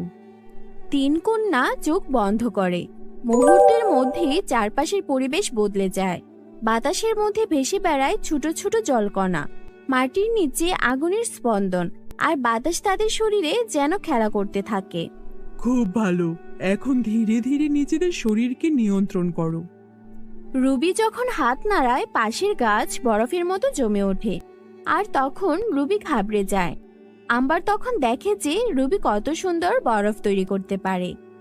অন্যদিকে আম্বার একবার হাত উঁচু করতেই তার আগুনে সেই বরফ গলে যায়, আর ফিওনা বাতাসের সাহায্যে জল গাছের চারপাশে ছড়িয়ে দেয়। এবার থেকে তোমাদের নিয়মিত অনুশীলন করতে হবে, তোমাদের শক্তি একদিন পুরো জাদুর দুনিয়াকে রক্ষা করবে। এভাবে ওদের জাদুর শক্তির শিক্ষা চলছিল। রুবি, আম্বার আর ফিওনা রাতের আধারে রীতিমতো জাদুর পরে জাদু শিক্ষা করে। একদিন তাদের মায়েদের অনুমতি ছাড়াই তারা একটু দূরে চলে এসেছে, কারণ তারা নিজেদের শক্তি পরীক্ষা করতে চায়। রুবি বলে, আমরা যদি সত্যিকারের বিপদের মুখোমুখি হই তাহলে কেমন লাগবে? আম্বার তখন হাসতে হাসতে বলে, হা হা হা, তাহলে তো আমরা আমাদের শক্তি ঠিকমতো কাজে লাগাতে পারবো। ফিওনা দুশ্চিন্তায় বলে, কিন্তু মা বলেছে এই বনের গভীরে বিপদ আছে, আমার ভয় করছে। তারা আরো কিছুটা এগিয়ে যায়। তখন ঘন ধোঁয়ায় চারপাশ ঘিরে ধরে, আর এক ভয়ঙ্কর গর্জন শোনা যায়। কে আমার রাজ্যে প্রবেশ করলো? কার এত বড় সাহস? 3 কন্যা থমকে দাঁড়ায়। এক বিশাল দানব ওদের সামনে এসে দাঁড়িয়েছে। এত ছোট্ট মেয়েরা এখানে কি করছো? আমার খাবার হতে এসেছো? রুবি কেন খাবার হতে আসবে? আমরা ভয় পাই না। রুবি তার বরফের শক্তি ব্যবহার করে দানবকে থামানোর চেষ্টা করে, কিন্তু কোনোভাবেই পারে না। আর তখন আম্বার আগুন ছুড়ে, কিন্তু তাতেও কোনো লাভ হয় না। ফিওনা তখন তার মতো করে বাতাসের শক্তিতে দানবকে পাকড়াও করে ফেলে। তোমরা আমাকে এভাবে কাবু করেছো কিভাবে? আমাকে এভাবে কাবু করলে কিভাবে? আমি তো হচ্ছে ধোঁয়ার মানব, আমাকে কাবু করা তো সহজ ছিল না। আমরা 3 বোন আমাদের জাদু শক্তি দিয়ে তোমাকে ফাঁদে ফেলেছি। আমরা জিতে গেছি। ওরা দানবকে হারিয়ে সেখান থেকে হাসতে হাসতে ফিরে আসে। এইদিকে ওদের মায়েরা ওদেরকে খুঁজে না পেয়ে চিন্তায় অস্থির হয়ে যায়। অন্যদিকে বুড়িমাও ওদেরকে খুঁজে পায় না। তখন তারা এসে ওদের 3 জনের কীর্তি দেখে নেয়, যে কিভাবে ওরা একটা বিশাল দানবকে হারিয়ে দিয়েছে। সেই দিন থেকে পরীরা বুঝতে পারে যে তারা কোনো সাধারণ কন্যা শিশুকে জন্ম দেয়নি, আর এই কন্যা শিশুরাই ভবিষ্যতে পুরো রাজ্যকে একদম জাদুশক্তিতে সমৃদ্ধ করে রাখবে। এরপর থেকে ওরা এইভাবেই দারুণ দারুণ সব জাদু করতে থাকে, আর ওদের মায়েদের নিয়ে সুখে শান্তিতে দিন কাটাতে থাকে। এরপর দেখুন বুড়ির 3 পরিবউ। বুড়ির জাদুর 3 পরিবউ। অনেকদিন আগের কথা, পরীরাজ্যে অদ্ভুত এক ঘটনা ঘটে। রানী পরী 3টা কন্যা সন্তানের জন্ম দেন একই দিনে। তারপর রানী পরী তার 3 সন্তানের নাম রাখেন সুহাসিনী, সুভাষিনী ও সুনয়নী। সুহাসিনী, সুভাষিনী ও সুনয়নীকে দেখতে ভীষণ সুন্দর ছিল। ওরা যতই বড় হচ্ছিল ওদের জাদু ক্ষমতা ততই বেড়ে যাচ্ছিল, কিন্তু ওদের সবসময় পৃথিবীর প্রতি একটা টান ছিল। কিন্তু ওদের মা নিরাপত্তার জন্য ওদেরকে কখনোই পৃথিবীতে যেতে দিতে রাজি হতেন না। মা চাই না তো কি হয়েছে, আমরা তো পৃথিবীতে যাবই যাব। পৃথিবীতে নাকি সবকিছু সত্যিকারের হয়। আমরা যেমন জাদু দিয়ে ফুল ফল এইসব বানাই, তারা সেখানে জাদু করে না। তারা নাকি পরিশ্রম করে তাদের চাষাবাদ করে থাকে। তারা খাবার রান্না করে, সবকিছু তাদের নিজেদের হাতে তারা করে। আমাদের মতো জাদুমন্ত্র উচ্চারণ করে না। তাহলে ভেবে দেখ সুহাসিনী, পৃথিবীটা কত সুন্দর। আমরা কিন্তু একদিন পৃথিবীতে যাবই যাব। এইসব বলতে বলতে ওরা 3 বোন ঘুমিয়ে পড়ে। বন্ধুরা, তোমরা যারা গল্পটি দেখছো তোমাদের নাম কমেন্টে লিখে জানাও। আমরা নেক্সট গল্প তোমাদের নাম দিয়ে বানাবো। এভাবেই দিন যাচ্ছিল, কিন্তু একদিন এক দুষ্ট জাদুকর ওদের পরিরাজ্যে হামলা করে আর সবার আগে রানী পরীকে বন্দি করে। আর তারপর 3 পরীকে তাদের সব জাদু ক্ষমতা কেড়ে নিয়ে পৃথিবীতে ছুঁড়ে ফেলে দেয়। ওরা পৃথিবীর একটা গ্রামে এসে পড়ে। অন্যদিকে ওদের মা রানী পরী সেই জাদুকরের হাতেই বন্দি থাকে, আর জাদুকর পুরো রাজ্য দখল করে নেয়। পৃথিবীতে ওদের জাদু শক্তি না থাকায় ওরা কি করবে ভেবে পাচ্ছিল না। তখনই ওদের মায়ের বলা একটা কথা মনে পড়ে যায়। সুভাষিনী, তোর মনে আছে মা বলেছিল যে আমরা যদি কাউকে বিয়ে করি তখন আমরা আমাদের সকল জাদু শক্তি ফিরে পেতে পারি। যদি এমন হয় যে আমরা আমাদের সকল জাদু শক্তি হারিয়ে ফেলেছি, তাহলে যেন আমরা সৎ আর ভালো মনের কাউকে বিয়ে করে নেই। তাহলে আমরা পৃথিবীতে এমন কাউকে খুঁজবো যাদের মধ্যে সৎ আর ভালো গুণ আছে। ওরা 3 বোন সেই সৎ আর ভালো মনের মানুষের সন্ধান করতে বেরিয়ে পড়ল। ওরা ঘুরতে ঘুরতে একটা বৃদ্ধার বাড়ির দুয়ারে এসে থামলো। সেখানে দেখলো বৃদ্ধা কঠোর পরিশ্রম করছে, আর সেখানে বৃদ্ধার 3 ছেলে তাদের মায়ের সঙ্গে কাজ করছে, মায়ের সেবা যত্ন করছে। ওরা সারাদিন সেখানেই রইল ওদের বাড়িতে কি কি হচ্ছে দেখার জন্য। ওরা দেখলো 3 ছেলে মায়ের সেবা যত্নই করছে না, রান্নাবান্নার কাজেও মাকে সাহায্য করছে। আবার ওদের জঙ্গল থেকে কেটে আনা কাঠগুলোকে ন্যায্য মূল্যে বিক্রি করছে। ওরা 3 বোন বুঝতে পারলো ওদের এই 3 ছেলেকেই বিয়ে করতে হবে। তখন ওরা সেই বুড়ির কাছে এসে বলল, মা, আমাদের যাওয়ার কোনো জায়গা নেই, আমাদেরকে আপনার বাড়িতে ঠাঁই দেবেন? আপনার তো 3টা ছেলে আছে, যদি আপনি রাজি থাকেন আমরা আপনার 3 ছেলেকে বিয়ে করতে চাই। আপনার পুত্রবধূ হিসেবে যদি আমরা আপনার কাছে সাহায্য চাই, আপনি কি আমাদের ফিরিয়ে দেবেন? এইটা তো আমার সৌভাগ্য। কি সুন্দর ফুটফুট এই 3টা মেয়ে আমার ছেলেদেরকে বিয়ে করতে চাইছে। আমিও আমার ছেলেদের বিয়ে নিয়ে চিন্তিত ছিলাম। ঠিক আছে মামুনিরা, তোমরা যখন নিজেরাই চাইছো আমার পুত্রবধূ হতে, আমি একদম রাজি। তোমাদের বিয়ের ব্যবস্থা করছি। তারপর বৃদ্ধা তার 3 ছেলের সাথে ওই 3 পরীর বিয়ের ব্যবস্থা করলো। ধুমধাম করে ওদের বিয়ে হয়ে গেল। আর যখনই ওদের বিয়ের কাজ সম্পন্ন হলো, 3 পরী তাদের সকল শক্তি ফিরে পেল, আর তারা সাধারণ মানুষ থেকে তাদের পরীরূপে ফিরে গেল। এ আমি কি দেখছি? এই 3 মেয়ে যে সাক্ষাৎ পরী। আমি জানতাম আমার এই ভালো ছেলেরা ভালো ভাগ্য নিয়ে পৃথিবীতে এসেছে, তাই তো 3 পরীর স্বামী হতে পেরেছে। সত্যি তোমরা অনেক অনেক ভালো। আপনাদেরকেও অনেক অনেক ধন্যবাদ। আমরা আপনাদের জন্যই আমাদের জাদু শক্তি ফিরে পেয়েছি। তবে আমরা কথা দিচ্ছি, পরিরাজ্যে আমাদের মা ওই শয়তান জাদুকরের হাতে বন্দি আছে। ওই জাদুকরকে শেষ করে আমাদের পরিরাজ্যকে উদ্ধার করে আমরা আবার ফিরে আসব আপনার বাড়িতে। কারণ আপনি আমাদের শাশুড়ি মা, আর উনারা আমাদের স্বামী। আমাদের বিপদের সময় আপনারা আমাদের পাশে থেকেছেন। এই বলে 3 পরী পরিরাজ্যে ফিরে গেল। আর 3 বোনের শক্তির কাছে জাদুকর পেরে উঠল না। মহা শক্তিশালী 3 বোন ওই জাদুকরকে মুহূর্তের মধ্যেই কাবু করে ফেলল, আর তারপর জাদুকরকে বন্দি করলো কালকোঠরিতে, আর ওদের মাকে মুক্ত করলো। ওদের মা সব শুনে প্রথমে একটু দুঃখ পেলেও তারপরে সে রাজি হয়ে গেল, আর সে বুঝতে পারলো সৎ ও ভালো মনের মানুষ হওয়াটাই জরুরি। তাই সবাই মিলে পৃথিবীতে চলে এলো, আর সবাই সুখে শান্তিতে বসবাস করতে লাগলো।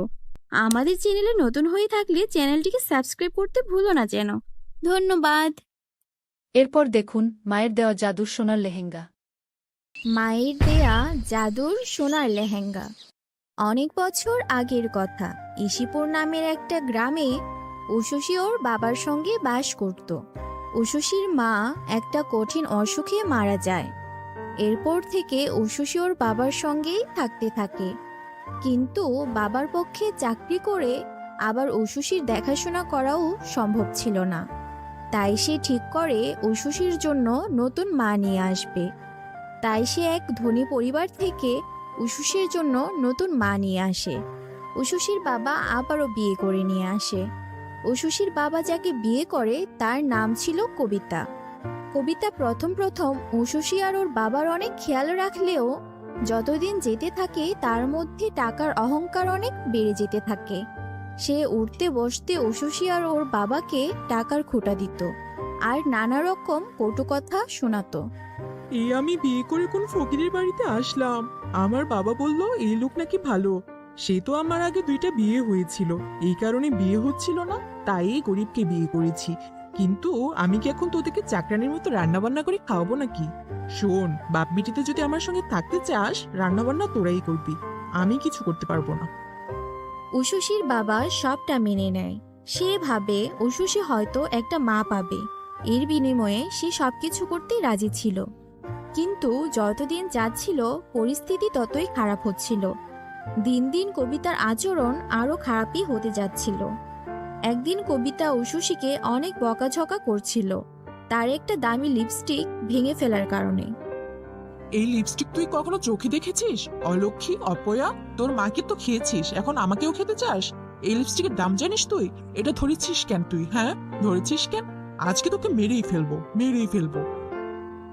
এই বলে উষসীর সৎ মা উষসীকে অনেক জোরে জোরে মারতে থাকে। উষসী জোরে জোরে চিৎকার করছিল। তখনই উষসীর বাবা সেখানে চলে আসে আর বলতে শুরু করে, হ্যাঁ হ্যাঁ, মারো, আমার পাপের শাস্তি আমার মেয়েটাকে দাও। আরেকটা কাজ করো না, আমাকেও মেরে ফেলো। একটু বিষ এনে দাও, আমি আর আমার মেয়ে মিলে খেয়ে মরে যাই, তাহলেই তো তোমার শান্তি হয়, তাই না? এটা শুনে উষসীর সৎ মা কবিতা আরো বেশি রেগে যায়। সে উল্টো লাঠি নিয়ে উষসীর বাবাকেও মারতে শুরু করে। তারা বাবা মেয়ে সেই সৎ মায়ের হাতে প্রচুর মার খায়। তাদের অবস্থা অনেক শোচনীয় ছিল। উষসী ওর বাবাকে এভাবে মার খেতে দেখে বড্ড খারাপ লাগে। বাবা, আমার জন্য তোমাকে এত কষ্ট পেতে হচ্ছে। আমাকে তুমি কোনো একটা এতিমখানায় রেখে আসো। আমি এ বাড়িতে না থাকলে মা হয়তো তোমার সঙ্গে এমন আচরণ করবে না বাবা। না রে মা, এই মহিলা কখনোই ভালো হবে না। ধনী পরিবারে বিয়ে করেছি তাই টাকার অহংকার দেখায়, কিছু না কিছু হলেই মামলার ভয় দেখায়। এই মহিলাকে বিয়ে করে আমার জীবনটাই শেষ হয়ে গেল। জানি না কবে তোকে একটু ভালো রাখতে পারবো। তোর ভালোর জন্যই বিয়েটা করেছিলাম, কিন্তু এই বিয়েটা আমাদের জীবনের অভিশাপ হয়ে গেল রে মা। আমাকে ক্ষমা করে দিস। তোর শরীরে অনেক ব্যথা করছে তাই না? আয়, তোকে একটা ব্যথার ওষুধ খাইয়ে দিই। এভাবেই উষসী ওর বাবাকে নিয়ে অনেক কষ্টে দিন কাটাচ্ছিল। একদিন, উষসী, এই উষসী, এটা কি করেছিস? এই হাড়িটা ভেঙেছিস কেন? এটার দাম জানিস তুই? আজকে তোকে আমি মেরেই ফেলবো। দাঁড়া, আজকে এই দুধের মধ্যে বিষ খাইয়ে তোকে আমি মেরে ফেলবো। মা, এই দুধে বিষ মেশানো আছে, আমাকে দয়া করে খাওয়াবেন না। আমি মরতে চাই না, আমাকে ছেড়ে দিন, ছেড়ে দিন না। তোকে একদমই ছাড়বো না। এই বিষ মিশানো দুধ তুই খাবি, আর তোর বাবাকেও খাওয়াবো। তোদের বাপ বিটিকে একসঙ্গে মেরে আমি গর্তে পুঁতে রাখবো। উষসী চিৎকার দিয়ে ওঠে। তখনই ওর ঘুম ভেঙে যায়। এটা কি তাহলে স্বপ্ন ছিল? আমি স্বপ্নে দেখছিলাম আমার সৎ মা আমাকে এভাবে মেরে ফেলতে চাইছিল। আজ কিছুদিন হলো এমন সব ভয়ঙ্কর স্বপ্ন দেখছি আমি। কেন দেখছি কিছুতেই বুঝতে পারছি না। বাবার আবার কোনো ক্ষতি হবে না তো? না না, আমি বাবাকে নিয়ে দরকার হয় এ বাড়ি ছেড়ে দূরে কোথাও চলে যাব। আমি আমার নিজের জন্য বাবার কোনো ক্ষতি হতে দেখতে পারবো না। মা, তুমি কেন আমাকে ছেড়ে চলে গেলে? এখন দেখো না আমাকে আর বাবাকে কত কষ্ট পেতে হচ্ছে। উষসী তখন ওর বাবাকে দেখার জন্য ওর সৎ মায়ের ঘরে প্রবেশ করলো। উষসীর বাবা তখন ঘুমিয়েছিল। এই মেয়ে, এইখানে কি করছিস? হ্যাঁ, তোর বাবাকে কি আগে দেখিসনি নাকি? এখানে তোর বাবাকে দেখতে এসেছিস কেন? কি হয়েছে? আসলে আমি একটা খারাপ স্বপ্ন দেখছিলাম, তাই বাবাকে দেখতে এসেছিলাম মা। কিসের মা? হ্যাঁ, মালকিন বলবি আমাকে? মালকিন আমি তোর, কোনো মা নই। ফকিরের বাচ্চা, তুই আমাকে মালকিন বলবি। আচ্ছা ঠিক আছে মালকিন, আমি এখান থেকে যাই। উশুশি ভয় পেয়ে যায় আর ভয়ে ঘরে এসে কাঁদতে থাকে। কাঁদতে কাঁদতে ও ঘুমিয়ে পড়ে। তখনই হঠাৎ দেখে ওর পুরো ঘর আলোকিত হয়ে গেছে। আরে এইটা কি আমার ঘরে এত আলোকিত হয়ে গেল কি করে? মায়ের ছবিটা থেকে এমন আলো বেরোচ্ছে কেন? তখনই উশুশির মায়ের ছবিটা থেকে ওর মায়ের আত্মা বেরিয়ে আসে আর উশুশিকে ডেকে বলে, উশুশি মা, আমাকে ক্ষমা করে দে। আমি যে এভাবে তাড়াতাড়ি মারা যাব আর তোকে এমন কষ্টে ফেলে যাব, আমি তা কখনোই জানতাম না। আমার জন্য তোর আর তোর বাবাকে কত কষ্ট পেতে হচ্ছে। মা, এটা তুমি? আমার তো বিশ্বাসই হচ্ছে না। আমি নিশ্চয়ই কোনো স্বপ্ন দেখছি। আজ কদিন ধরে আমি শুধু ভুলভাল স্বপ্ন দেখে যাচ্ছি। হ্যাঁ মা, আমি নিশ্চয়ই স্বপ্ন দেখছি না। উশুশি, তুই কোনো স্বপ্ন দেখছিস না মা, আমি সত্যিই এসেছি। তোর কষ্ট যে আমার আর কিছুতেই সহ্য হচ্ছিল না, তাই তো আমি তোর সব কষ্ট দূর করে দিতে এসেছি মা। এই নে, এটা একটা জাদুর সোনার লেহেঙ্গা। এই লেহেঙ্গাটা তুই তোর সৎমাকে পরিয়ে দিবি। তারপর দেখবি তোর সৎমা একদম পরিবর্তন হয়ে গেছে। তোর আর তোর বাবার উপর আর কোনো অত্যাচার করবে না। তুই ভালো থাকিস মা, তোকে কাঁদতে দেখলে যে আমি শান্তিতে থাকতে পারি না। এই বলে উশুশির মা সেখান থেকে মিলিয়ে গেল। উশুশি ওই লেহেঙ্গাটা নিয়ে হাঁটতে হাঁটতে ওর সৎ মায়ের কাছে গেল আর বলল, মালকিন, আপনার জন্য এই লেহেঙ্গাটা আমি উপহার হিসেবে নিয়ে এসেছি। এটা সোনার লেহেঙ্গা, আমার মা রেখে গিয়েছিল। আমার তো মা মারা গেছে। এটা অনেক দামি লেহেঙ্গা, এটা আপনি নিন। আরে বাহ, লেহেঙ্গাটা তো দেখতে অনেক সুন্দর।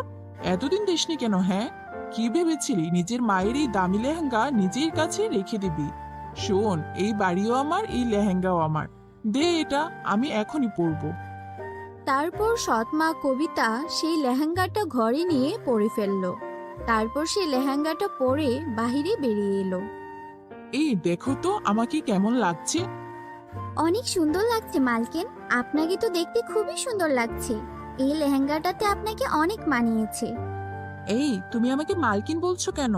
আমি তো তোমার মা হই। শোন, আজ থেকে আমাকে মা বলে ডাকবি। আর বল, তোর কি খেতে পছন্দ? আমি তোর জন্য রান্না করে দিচ্ছি। নুডলস খাবি? সত্যি বলছো মা? কি তুমি নুডলস রান্না করে খাওয়াবে? হ্যাঁ, এতে অবাক হওয়ার কি আছে? তোর জন্য আর তোর বাবার জন্য আমি মজার মজার বিরিয়ানি রান্না করছি। আর যা, বন্ধুদের সাথে খেলা কর। ঘরে বসে কি করছিস? উশুশি বুঝতে পারে ওর মায়ের দেয়া সোনার লেহেঙ্গার কারণেই ওর সৎ মায়ের আচরণ পাল্টে গেছে। এরপর থেকে উশুশির সৎ মা আর কখনো খারাপ আচরণ করেনি।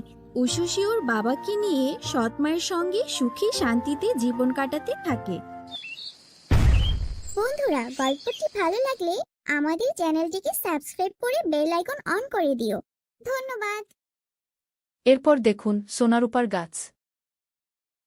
রূপনগরের এক কোণে ছিল এক জাদুময় গ্রাম। সেখানে ছিল এক বিস্ময়কর সোনার গাছ। সেই গাছের ফল ছিল সোনার মতো ঝকঝকে, হীরামুক্তা দিয়ে ভরা। এই গাছটি গ্রামের প্রতিটি মানুষকে সাহায্য করত। যখনই কেউ কোনো সমস্যায় পড়ত, তারা চলে আসতো সেই গাছের কাছে। আমার মেয়ের বিয়ে, আমাকে কিছু টাকা দিন গহনা বানানোর জন্য। দয়া করে সাহায্য করুন। নিশ্চয়ই বুড়িমা, আপনি অবশ্যই টাকা পাবেন। যতদিন এই গাছ আছে, আপনাদের কারোর কষ্ট হবে না। এই বলে সেই সোনার গাছ তাকে অনেক সোনা দিল, যাতে করে তিনি বড় করে মেয়ের বিয়ে দিতে পারেন। এভাবে একের পর এক মানুষ আসতো আর গাছ তাকে সাহায্য করত। এই গ্রামে থাকতো তিথি নামের এক এতিম মেয়ে। সে সবসময় গাছের চারপাশ পরিষ্কার করত, পানি দিত, কিন্তু কখনো কিছু চাইতো না। একদিন গাছ নিজেই বলল, তিথি, তুমি কত ভালো।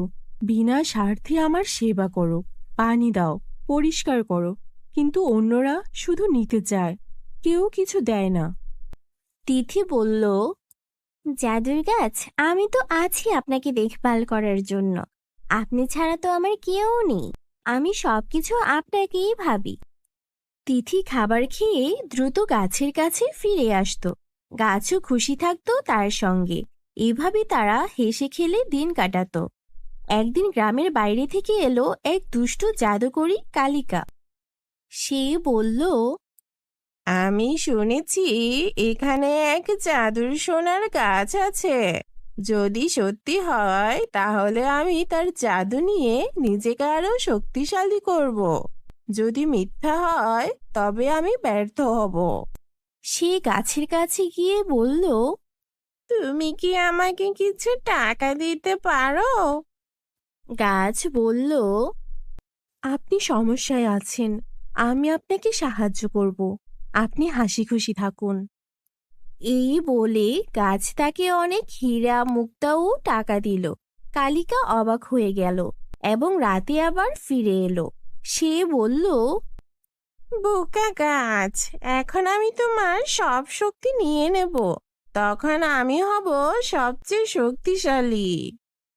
গাছ কাঁদতে কাঁদতে বলল, দয়া করে আমার শক্তি নিও না। আমি গ্রামের সবাইকে সাহায্য করি, ওদের মুখের হাসি কেড়ে নিও না। কিন্তু নিষ্ঠুর কালিকা কিছুই শোনে না। সে গাছের সব জাদু কেড়ে নেয়। পরদিন সবাই দেখে গাছ আর আগের মতো নেই। এই গাছ তো আর কোনো উপকারে আসবে না, শুধু শুধু জায়গা দখল করে আছে। কেটে দিচ্ছি না কেন? এখানে একটা আম গাছ লাগানো উচিত। তারা গাছটিকে কেটে ফেলার কথা ভাবতে থাকে।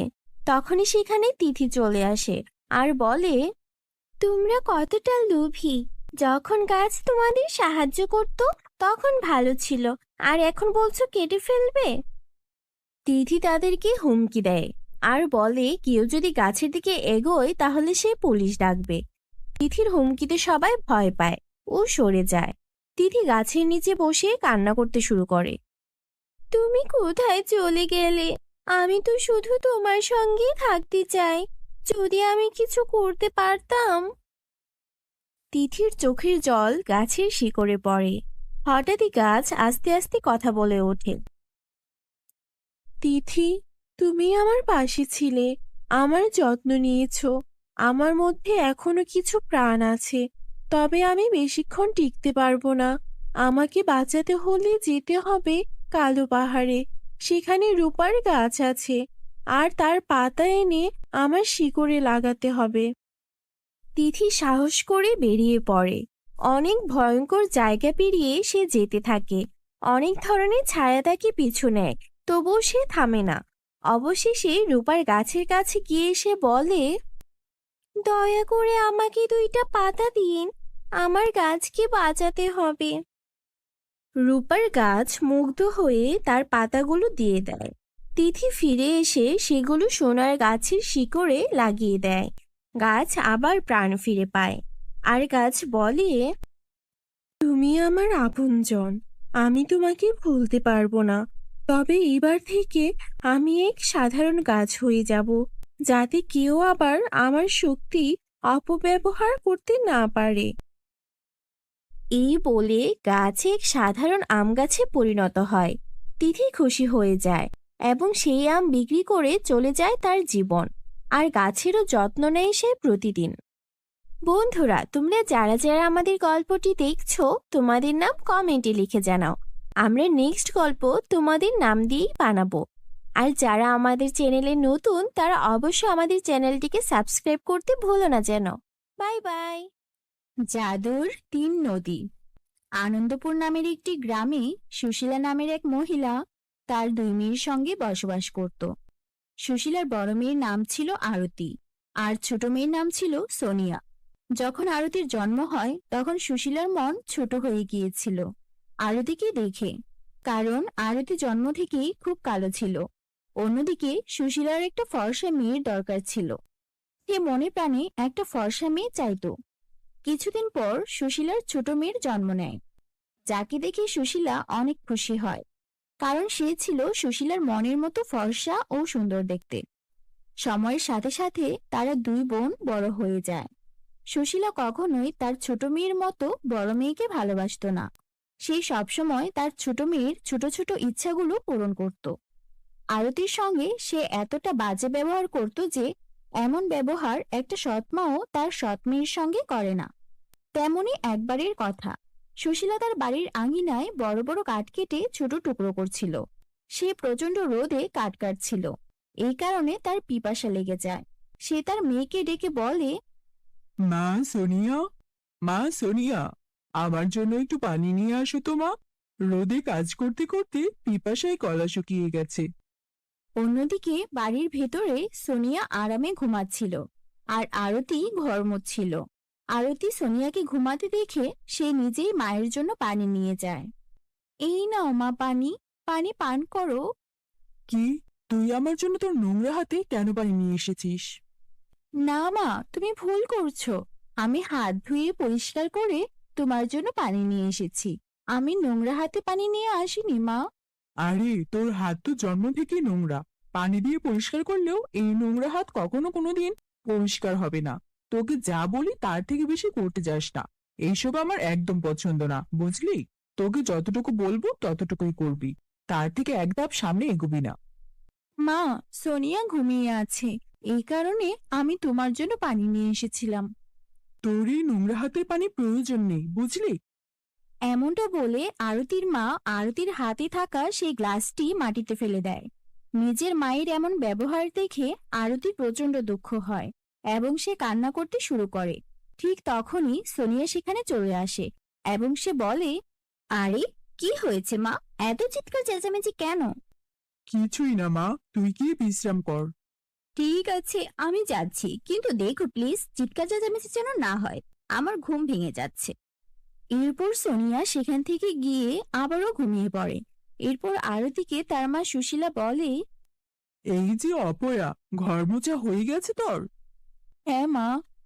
চল, ঠিক আছে, এখন বসে বসে এই কাঠগুলো কেটে দে। জানি না কোন বিপদে পড়েছি। এই মেয়ের হাত থেকে কবে যে মুক্তি পাবো। আরতি অনেক মন খারাপ করে এবং সে বসে বসে ওই রোদে কাঠ কাটছিল। কিছুক্ষণ পর তার মা সুশীলা আবারও তাকে ডাকে। ডাক শুনে আরতি দৌড়াতে দৌড়াতে তার মায়ের কাছে আসে।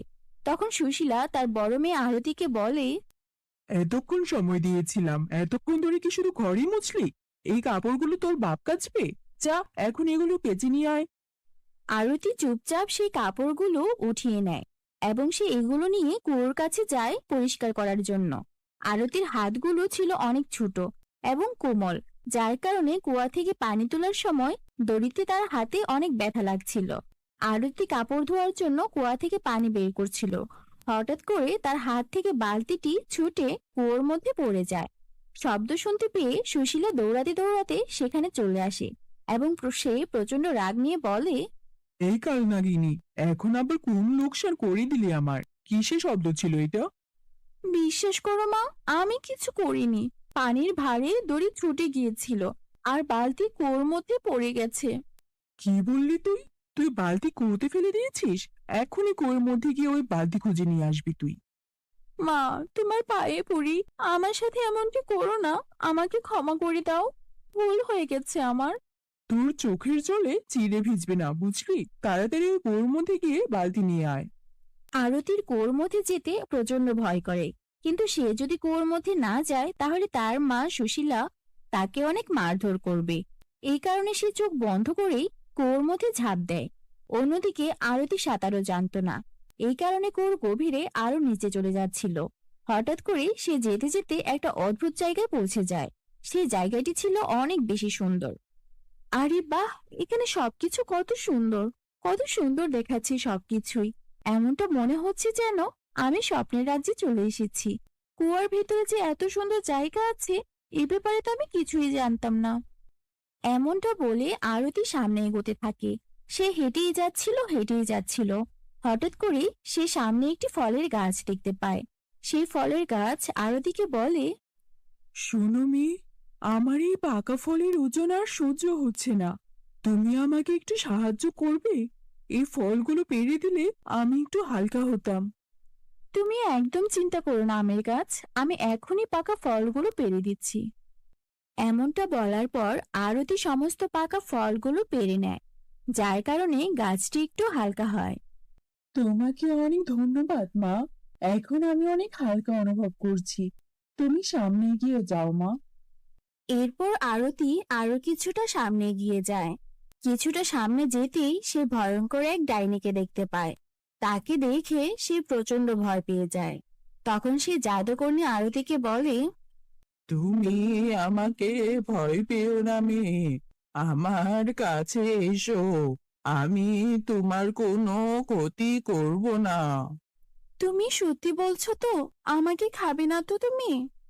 না না মা, আমি তোমার কোনো ক্ষতি করব না। আচ্ছা, এটা বলো যে তুমি এখানে কিভাবে এলে?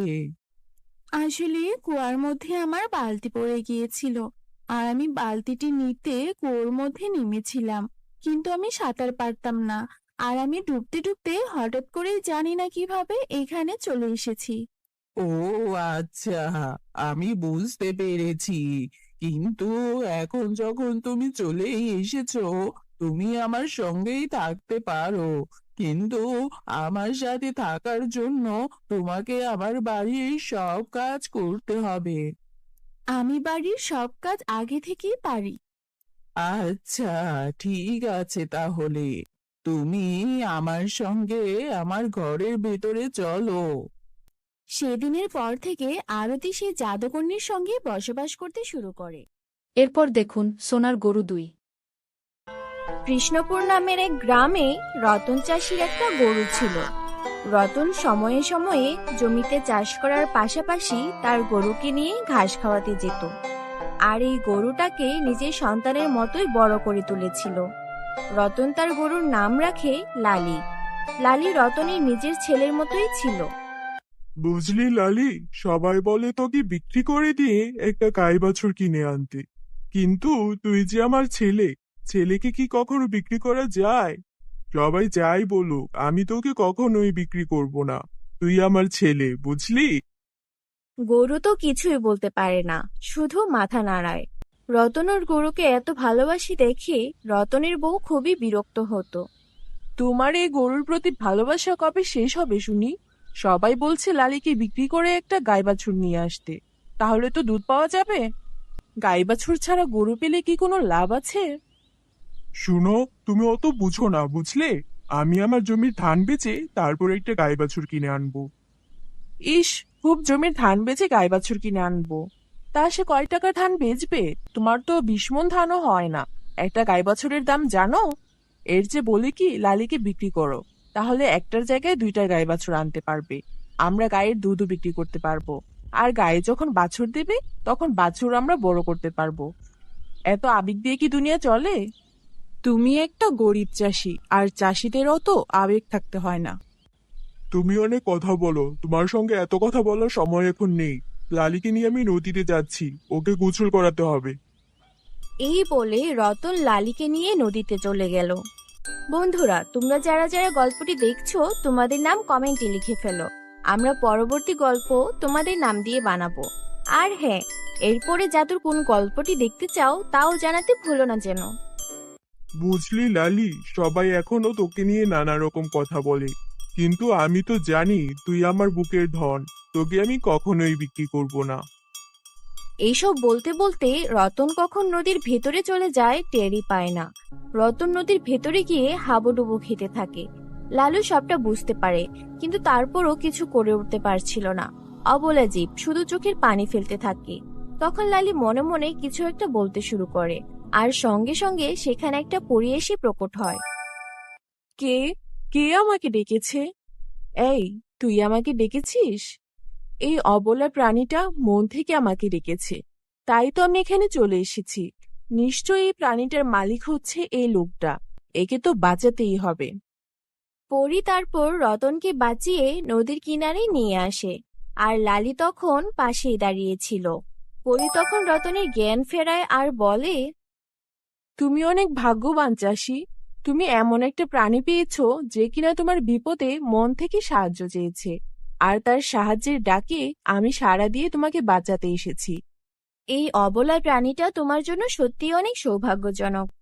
হ্যাঁ, আমি তো জানি। আমি ওকে আমার নিজের ছেলের মতোই ভালোবাসি। ও কথা বলতে না পারলেও ওর চোখের ভাষা আমি বুঝি। ও আমাকে অনেক ভালোবাসে।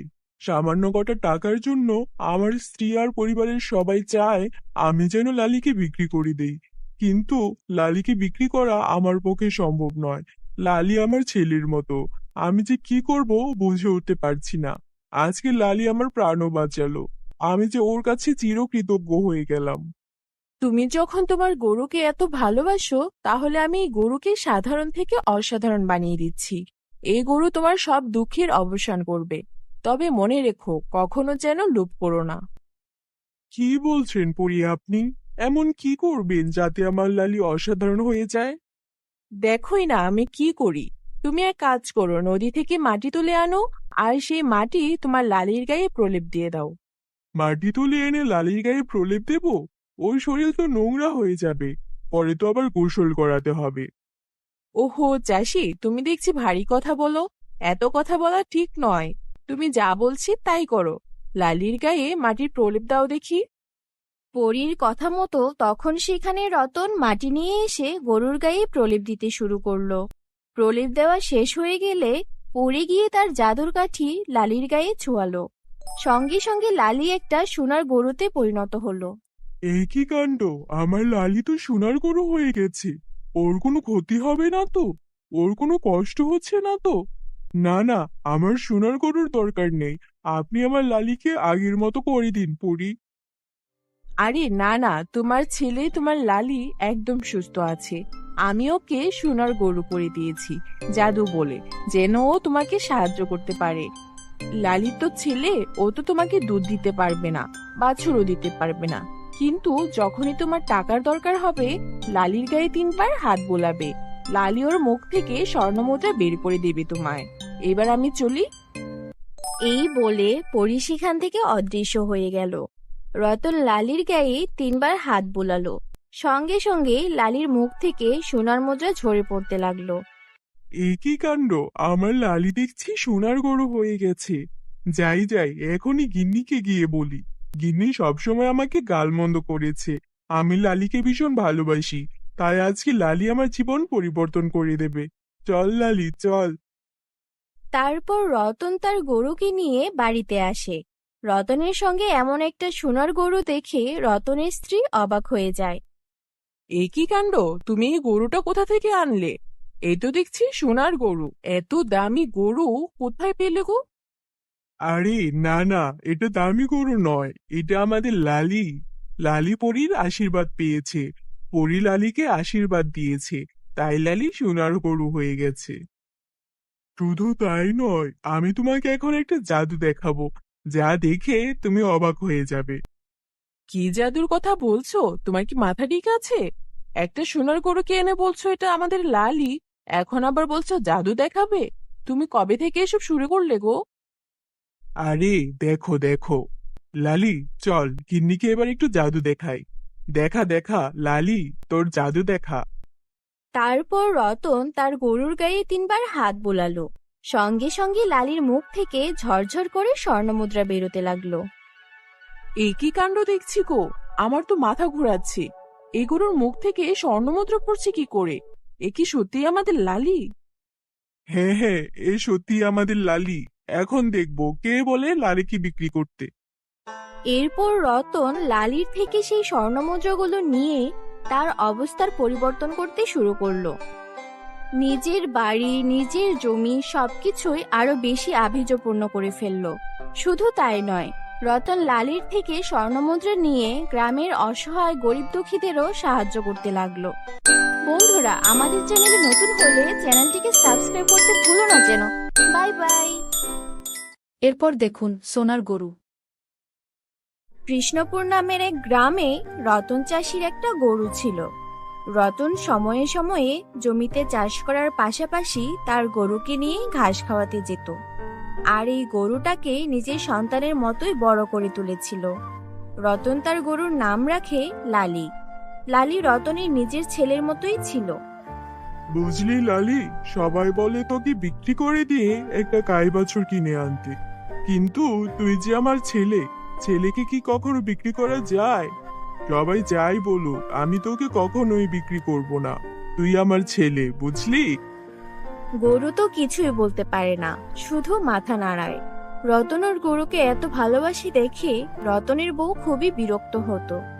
তোমার এই গরুর প্রতি ভালোবাসা কবে শেষ হবে শুনি? সবাই বলছে লালিকে বিক্রি করে একটা গাই বাছুর নিয়ে আসতে, তাহলে তো দুধ পাওয়া যাবে। গাই বাছুর ছাড়া গরু পেলে কি কোনো লাভ আছে? শুনো, তুমি অত বুঝো না, বুঝলে? আমি আমার জমির ধান বেচে তারপর একটা গাই বাছুর কিনে আনবো। ইস, খুব জমির ধান বেচে গাই বাছুর কিনে আনবো? তা সে কয় টাকার ধান বেচবে? তোমার তো 20 মণ ধানও হয় না। একটা গাই বাছুরের দাম জানো? এর যে বলি কি লালিকে বিক্রি করো, তাহলে একটার জায়গায় 2টা গাই বাছুর আনতে পারবে। আমরা গায়ের দুধও বিক্রি করতে পারবো, আর গায়ে যখন বাছুর দেবে তখন বাছুর আমরা বড় করতে পারবো। এত আবেগ দিয়ে কি দুনিয়া চলে? তুমি একটা গরিব চাষি, আর চাষিদেরও তো আবেগ থাকতে হয় না। তুমি অনেক কথা বলো, তোমার সঙ্গে এত কথা বলার সময় এখন নেই। লালিকে নিয়ে আমি নদীতে যাচ্ছি, ওকে গোসল করাতে হবে। এই বলে রতন লালিকে নিয়ে নদীতে চলে গেল। বন্ধুরা, তোমরা যারা যারা গল্পটি দেখছো তোমাদের নাম কমেন্টে লিখে ফেলো। আমরা পরবর্তী গল্প তোমাদের নাম দিয়ে বানাবো। আর হ্যাঁ, এরপরে জাদুর কোন গল্পটি দেখতে চাও তাও জানাতে ভুলো না যেন। বুঝলি লালি, সবাই এখনো তোকে নিয়ে নানা রকম কথা বলে, কিন্তু আমি তো জানি তুই আমার বুকের ধন। তোকে আমি কখনোই বিক্রি করব না। এইসব বলতে বলতে রতন কখন নদীর ভেতরে চলে যায় টেরই পায় না। রতন নদীর ভেতরে গিয়ে হাবুডুবু খেতে থাকে। লালু সবটা বুঝতে পারে, কিন্তু তারপরও কিছু করে উঠতে পারছিল না। অবলা জীব শুধু চোখের পানি ফেলতে থাকে। তখন লালি মনে মনে কিছু একটা বলতে শুরু করে, আর সঙ্গে সঙ্গে সেখানে একটা পরী এসে প্রকট হয়। কে কে আমাকে ডেকেছে? এই, তুই আমাকে ডেকেছিস? এই অবলা প্রাণীটা মন থেকে আমাকে ডেকেছে, তাই তো আমি এখানে চলে এসেছি। নিশ্চয়ই এই প্রাণীটার মালিক হচ্ছে এই লোকটা, একে তো বাঁচাতেই হবে। পরী তারপর রতনকে বাঁচিয়ে নদীর কিনারে নিয়ে আসে, আর লালি তখন পাশেই দাঁড়িয়েছিল। পরী তখন রতনের জ্ঞান ফেরায় আর বলে, তুমি অনেক ভাগ্যবান চাষি। তুমি এমন একটা প্রাণী পেয়েছো যে কিনা তোমার বিপদে মন থেকে সাহায্য চেয়েছে, আর তার সাহায্যের ডাকে আমি সাড়া দিয়ে তোমাকে বাঁচাতে এসেছি। এই অবলা প্রাণীটা তোমার জন্য সত্যি অনেক সৌভাগ্যজনক। হ্যাঁ, আমি তো জানি। আমি ওকে আমার নিজের ছেলের মতোই ভালোবাসি। ও কথা বলতে না পারলেও ওর চোখের ভাষা আমি বুঝি। ও আমাকে অনেক ভালোবাসে। সামান্য কটা টাকার জন্য আমার স্ত্রী আর পরিবারের সবাই চায় আমি যেন লালিকে বিক্রি করে দেই, কিন্তু লালিকে বিক্রি করা আমার পক্ষে সম্ভব নয়। লালি আমার ছেলের মতো। আমি যে কি করব বুঝে উঠতে পারছি না। আজকে লালি আমার প্রাণও বাঁচালো। আমি যে ওর কাছে চিরকৃতজ্ঞ হয়ে গেলাম। তুমি যখন তোমার গরুকে এত ভালোবাসো, তাহলে আমি এই গরুকে সাধারণ থেকে অসাধারণ বানিয়ে দিচ্ছি।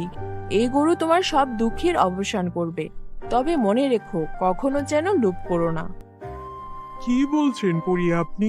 এমন কি করবেন যাতে আমার লালি অসাধারণ হয়ে যায়? দেখোই না আমি কি করি। তুমি এক কাজ করো, নদী থেকে মাটি তুলে আনো, আর সেই মাটি তোমার লালির গায়ে প্রলেপ দিয়ে দাও। মাটি তুলে এনে লালির গায়ে প্রলেপ দেব? ওই শরীর তো নোংরা হয়ে যাবে, পরে তো আবার গোসল করাতে হবে। ওহো চাষি, তুমি দেখছি ভারী কথা বলো। এত কথা বলা ঠিক নয়। তুমি যা বলছি তাই করো। লালির গায়ে মাটির প্রলেপ দাও দেখি। পরীর কথা মতো তখন সেখানে রতন মাটি নিয়ে এসে গরুর গায়ে প্রলেপ দিতে শুরু করলো। প্রলেপ দেওয়া শেষ হয়ে গেলে পরী গিয়ে তার জাদুর কাঠি লালির গায়ে ছোঁয়ালো। সঙ্গে সঙ্গে লালি একটা সোনার গরুতে পরিণত হলো। এই কি কাণ্ড! আমার লালি তো সোনার গরু হয়ে গেছে। ওর কোনো ক্ষতি হবে না তো? ওর কোনো কষ্ট হচ্ছে না তো? না না, আমার সোনার গরুর দরকার নেই। আপনি আমার লালিকে আগের মতো করে দিন পরি। আরে না না, তোমার ছেলে তোমার লালি একদম সুস্থ আছে। আমি ওকে সোনার গরু করে দিয়েছি জাদু বলে, যেন ও তোমাকে সাহায্য করতে পারে। লালি তো ছেলে, ও তো তোমাকে দুধ দিতে পারবে না, বাছুরও দিতে পারবে না। কিন্তু যখনই তোমার টাকার দরকার হবে, লালির গায়ে 3 বার হাত বোলাবে। লালি ওর মুখ থেকে স্বর্ণমুদ্রা বের করে দেবে তোমায়। এবার আমি চলি। এই বলে পরী সেখান থেকে অদৃশ্য হয়ে গেল। রতন লালির গায়ে 3 বার হাত বুলালো। সঙ্গে সঙ্গে লালির মুখ থেকে সোনার মুদ্রা ঝরে পড়তে লাগলো। এ কি কাণ্ড! আমার লালি দেখছি সোনার গরু হয়ে গেছে। যাই যাই, এখনই গিন্নিকে গিয়ে বলি। গিন্নি সবসময় আমাকে গালমন্দ করেছে। আমি লালিকে ভীষণ ভালোবাসি, তাই আজকে লালি আমার জীবন পরিবর্তন করে দেবে। চল লালি, চল। তারপর রতন তার গরুকে নিয়ে বাড়িতে আসে। রতনের সঙ্গে এমন একটা সোনার গরু দেখে রতনের স্ত্রী অবাক হয়ে যায়। এই কি কাণ্ড! তুমি এই গরুটা কোথা থেকে আনলে? এই তো দেখছি সোনার গরু। এত দামি গরু কোথায় পেলে গো? আরে না না, এটা দামি গরু নয়, এটা আমাদের লালি। লালি পরীর আশীর্বাদ পেয়েছে, পরী লালিকে আশীর্বাদ দিয়েছে, তাই লালি সোনার গরু হয়ে গেছে। শুধু তাই নয়, আমি তোমাকে এখন একটা জাদু দেখাবো, যা দেখে তুমি অবাক হয়ে যাবে। কি জাদুর কথা বলছো? তোমার কি মাথা ঠিক আছে? একটা সোনার গরুকে এনে বলছো এটা আমাদের লালি, এখন আবার বলছো জাদু দেখাবে? তুমি কবে থেকে এসব শুরু করলে গো? আরে দেখো দেখো লালি, চল গিন্নিকে এবার একটু জাদু দেখাই। দেখা দেখা লালি, তোর জাদু দেখা। তারপর রতন তার গরুর গায়ে 3বার হাত বোলালো। সঙ্গে সঙ্গে লালির মুখ থেকে ঝরঝর করে স্বর্ণমুদ্রা বেরোতে লাগলো। এই কি কাণ্ড দেখছি গো! আমার তো মাথা ঘুরাচ্ছে। এই গরুর মুখ থেকে স্বর্ণমুদ্রা পড়ছে কি করে? এ কি সত্যি আমাদের লালি? হ্যাঁ হ্যাঁ, এ সত্যি আমাদের লালি। এখন দেখবো কে বলে লালিকে বিক্রি করতে। এরপর রতন লালির থেকে সেই স্বর্ণমুদ্রাগুলো নিয়ে তার অবস্থার পরিবর্তন করতে শুরু করলো। নিজের বাড়ি, নিজের জমি সবকিছুই আরো বেশি আভিজাত্যপূর্ণ করে ফেললো। শুধু তাই নয়, রতন লালির থেকে স্বর্ণমুদ্রা নিয়ে গ্রামের অসহায় গরিব দুঃখীদেরও সাহায্য করতে লাগলো। বন্ধুরা, আমাদের চ্যানেলে নতুন হলে চ্যানেলটিকে সাবস্ক্রাইব করতে ভুলো না যেন। Bye bye. এরপর দেখুন সোনার চুল রূপার চুল। জাদুর সোনারু রূপার চুল। গরিব কৃষক রহিম মিয়া তার 3 মেয়ে লিয়া, বিপাশা ও অনামিকাকে অনেক ভালোবাসতেন। যদিও তারা সুন্দরী ও গুণবতী ছিল, কিন্তু দুর্ভাগ্যবশত রহিম মিয়ার স্ত্রী মারা গেলে তিনি আবারও বিয়ে করেন। আর নতুন মা আসার পর 3 বোনের জীবন দুর্বিষহ হয়ে ওঠে। তোমাদের রূপ আর ভালো স্বভাব দেখে লোকজন প্রশংসা করে, তাই না? এবার দেখো কেমন লাগে। এই রূপ দিয়ে মনে করেছো মাথা কিনে নিয়েছো? আমি এসব সহ্য করব না। এমন কাজ করব যেন এই 3 মেয়ের জীবন একদম দুর্বিষহ হয়ে যায়। ওই লিয়া, বিপাশা, অনামিকা কি ভেবেছে ওই সুন্দর কথা, সুন্দর চেহারা দিয়ে সারা জীবন খুশি থাকবে? না না না না, আমি ওদের খুশি বরদাস্ত করব না। এবার সবাই দেখবে আমার কামাল। বন্ধুরা, তোমরা যারা গল্পটি দেখছো তোমাদের নাম কমেন্টে লিখে জানাও। আমরা নেক্সট গল্প তোমাদের নাম দিয়ে বানাবো। এইদিকে সৎ মা একদিন গোপনে কালো জাদু করে 3 বোনের মাথার চুল পুরোপুরি টাক করে দিল। তখন লিয়া কাঁদতে কাঁদতে বলতে লাগলো, এ কি হলো বোন? আমাদের মাথার এমন ঘন কালো চুল কোথায় গেল? এই চুল ছাড়া আমাদের তো দেখতে বিশ্রী লাগবে।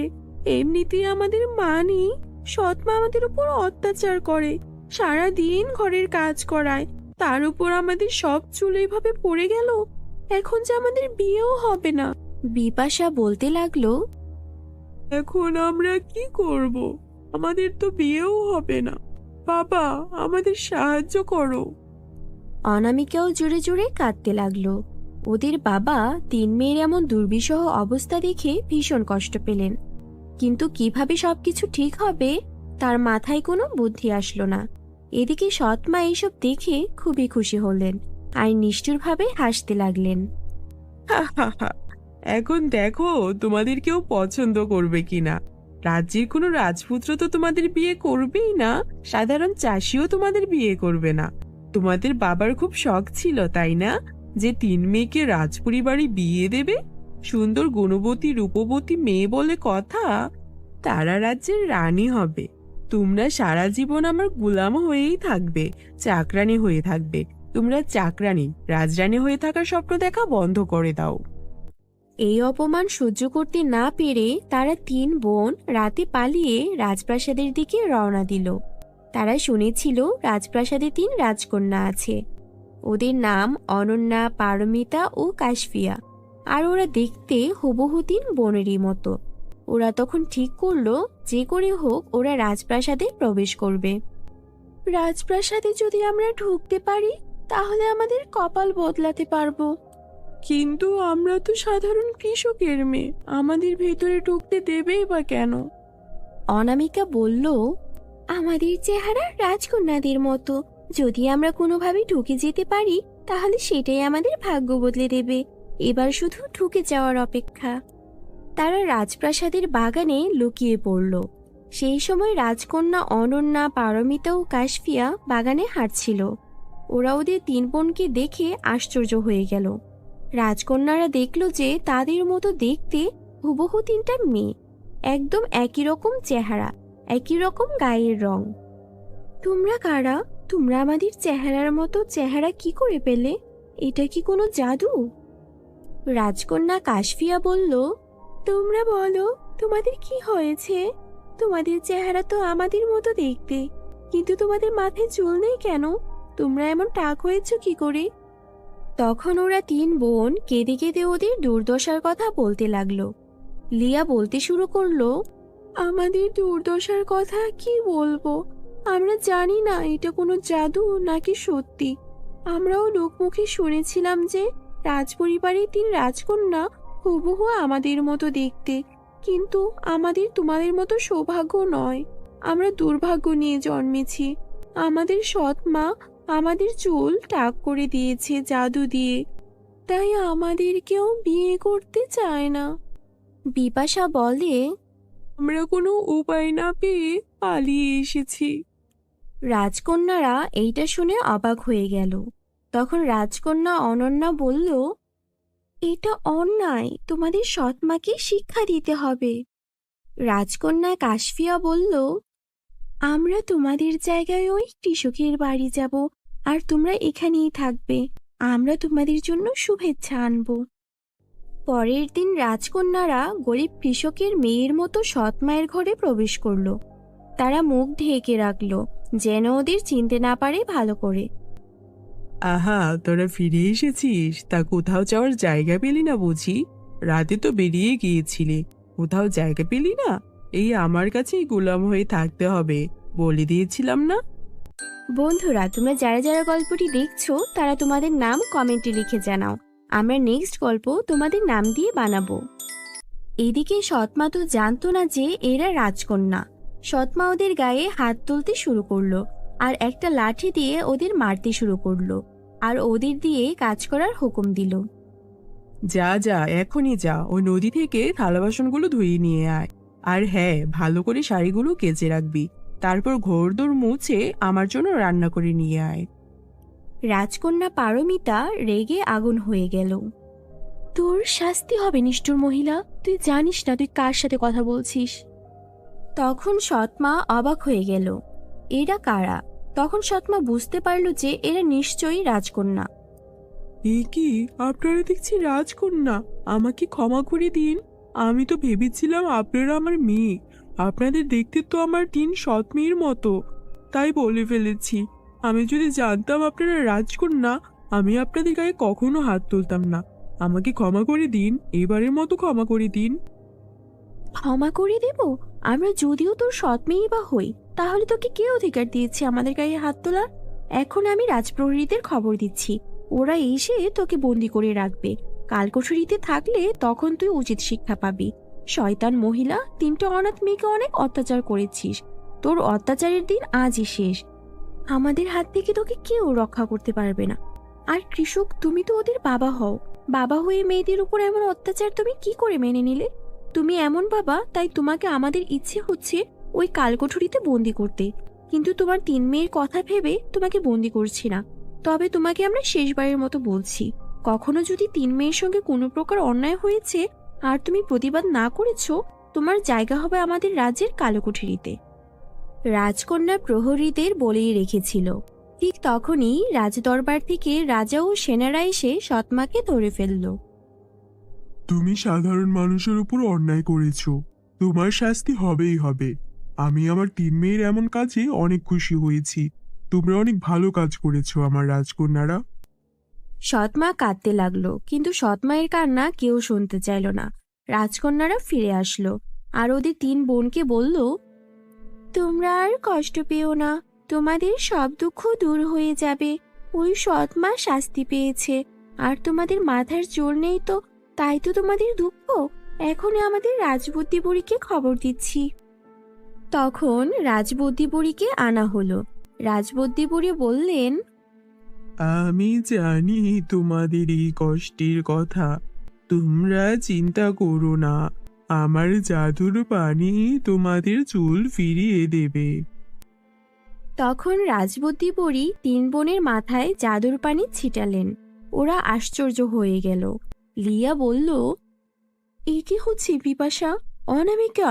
আমার চুল ফিরে এসেছে, আর শুধু সাধারণ চুল নয়, সোনার মতো চকচক করছে। অনামিকাও দেখলো ওর মাথার চুলও রূপার মতো চকচক করছে। ওরা 3 বোনই সোনা রূপার চুল পেয়ে গেছে। ওরা 3 বোন অবাক হয়ে গেল। তখন রাজাও বলল, এটা কি আশ্চর্য জাদু! এর আগে তো এমনটা কখনো হয়নি। বুদ্ধিপুরীর জাদুর পানিতে সবাই সাধারণ চুল ফিরে পেয়েছে, আর তোমরা 3 বোন জাদুর সোনার চুল ও রূপার চুল ফিরে পেয়েছো। তোমরা আমার রাজ্যের জন্য আশীর্বাদ। তোমরা সত্যিই অসাধারণ। রাজপ্রাসাদে বিশাল উৎসব হলো। 3 রাজপুত্র তখন লিয়া, বিপাশা ও অনামিকাকে বিয়ে করে নিল, আর সৎমাকে কালকোঠরিতে বন্দি করা হলো। ওরা 3 বোন অবশেষে রাজপরিবারের সদস্য হয়ে গেল। বন্ধুরা, এই গল্প থেকে আমরা কি শিখলাম? অন্যায় করলে তার শাস্তি হয়। শত ভালো মানুষেরা সবসময় পুরস্কৃত হয়। সাহসী হলে ভাগ্য বদলানো খুবই সহজ। বন্ধুরা, তোমরা যদি গল্পটি পছন্দ করে থাকো, তাহলে আমাদের চ্যানেলটিকে এক্ষুনি সাবস্ক্রাইব করে ফেলো, আর পাশে থাকা বেল আইকন অন করে দাও। Bye bye. রূপনগরের এক কোণে ছিল এক জাদুময় গ্রাম। সেখানে ছিল এক বিস্ময়কর সোনার গাছ। সেই গাছের ফল ছিল সোনার মতো ঝকঝকে, হীরা মুক্তা দিয়ে ভরা। এই গাছটি গ্রামের প্রতিটি মানুষকে সাহায্য করত। যখনই কেউ কোনো সমস্যায় পড়তো, তারা চলে আসতো সেই গাছের কাছে। আমার মেয়ের বিয়ে, আমাকে কিছু টাকা দিন গহনা বানানোর জন্য। দয়া করে সাহায্য করুন। নিশ্চয়ই বুড়িমা, আপনি অবশ্যই টাকা পাবেন। যতদিন এই গাছ আছে, আপনাদের কারোর কষ্ট হবে না। এই বলে সেই সোনার গাছ তাকে অনেক সোনা দিল, যাতে করে তিনি বড় করে মেয়ের বিয়ে দিতে পারেন। এভাবে একের পর এক মানুষ আসতো, আর গাছ তাকে সাহায্য করত। এই গ্রামে থাকতো তিথি নামের এক এতিম মেয়ে। সে সবসময় গাছের চারপাশ পরিষ্কার করত, পানি দিত, কিন্তু কখনো কিছু চাইতো না। একদিন গাছ নিজেই বলল, তিথি, তুমি কত ভালো, বিনা স্বার্থে আমার সেবা করো, পানি দাও, পরিষ্কার করো, কিন্তু অন্যরা শুধু নিতে চায়, কেউ কিছু দেয় না। তিথি বলল, জাদুর গাছ, আমি তো আছি আপনাকে দেখভাল করার জন্য। আপনি ছাড়া তো আমার কেউ নেই, আমি সবকিছু আপনাকেই ভাবি। তিথি খাবার খেয়ে দ্রুত গাছের কাছে ফিরে আসতো। গাছও খুশি থাকতো তার সঙ্গে। এভাবে তারা হেসে খেলে দিন কাটাতো। একদিন গ্রামের বাইরে থেকে এলো আমাদের চ্যানেলটি সাবস্ক্রাইব করুন আর বেল দিন।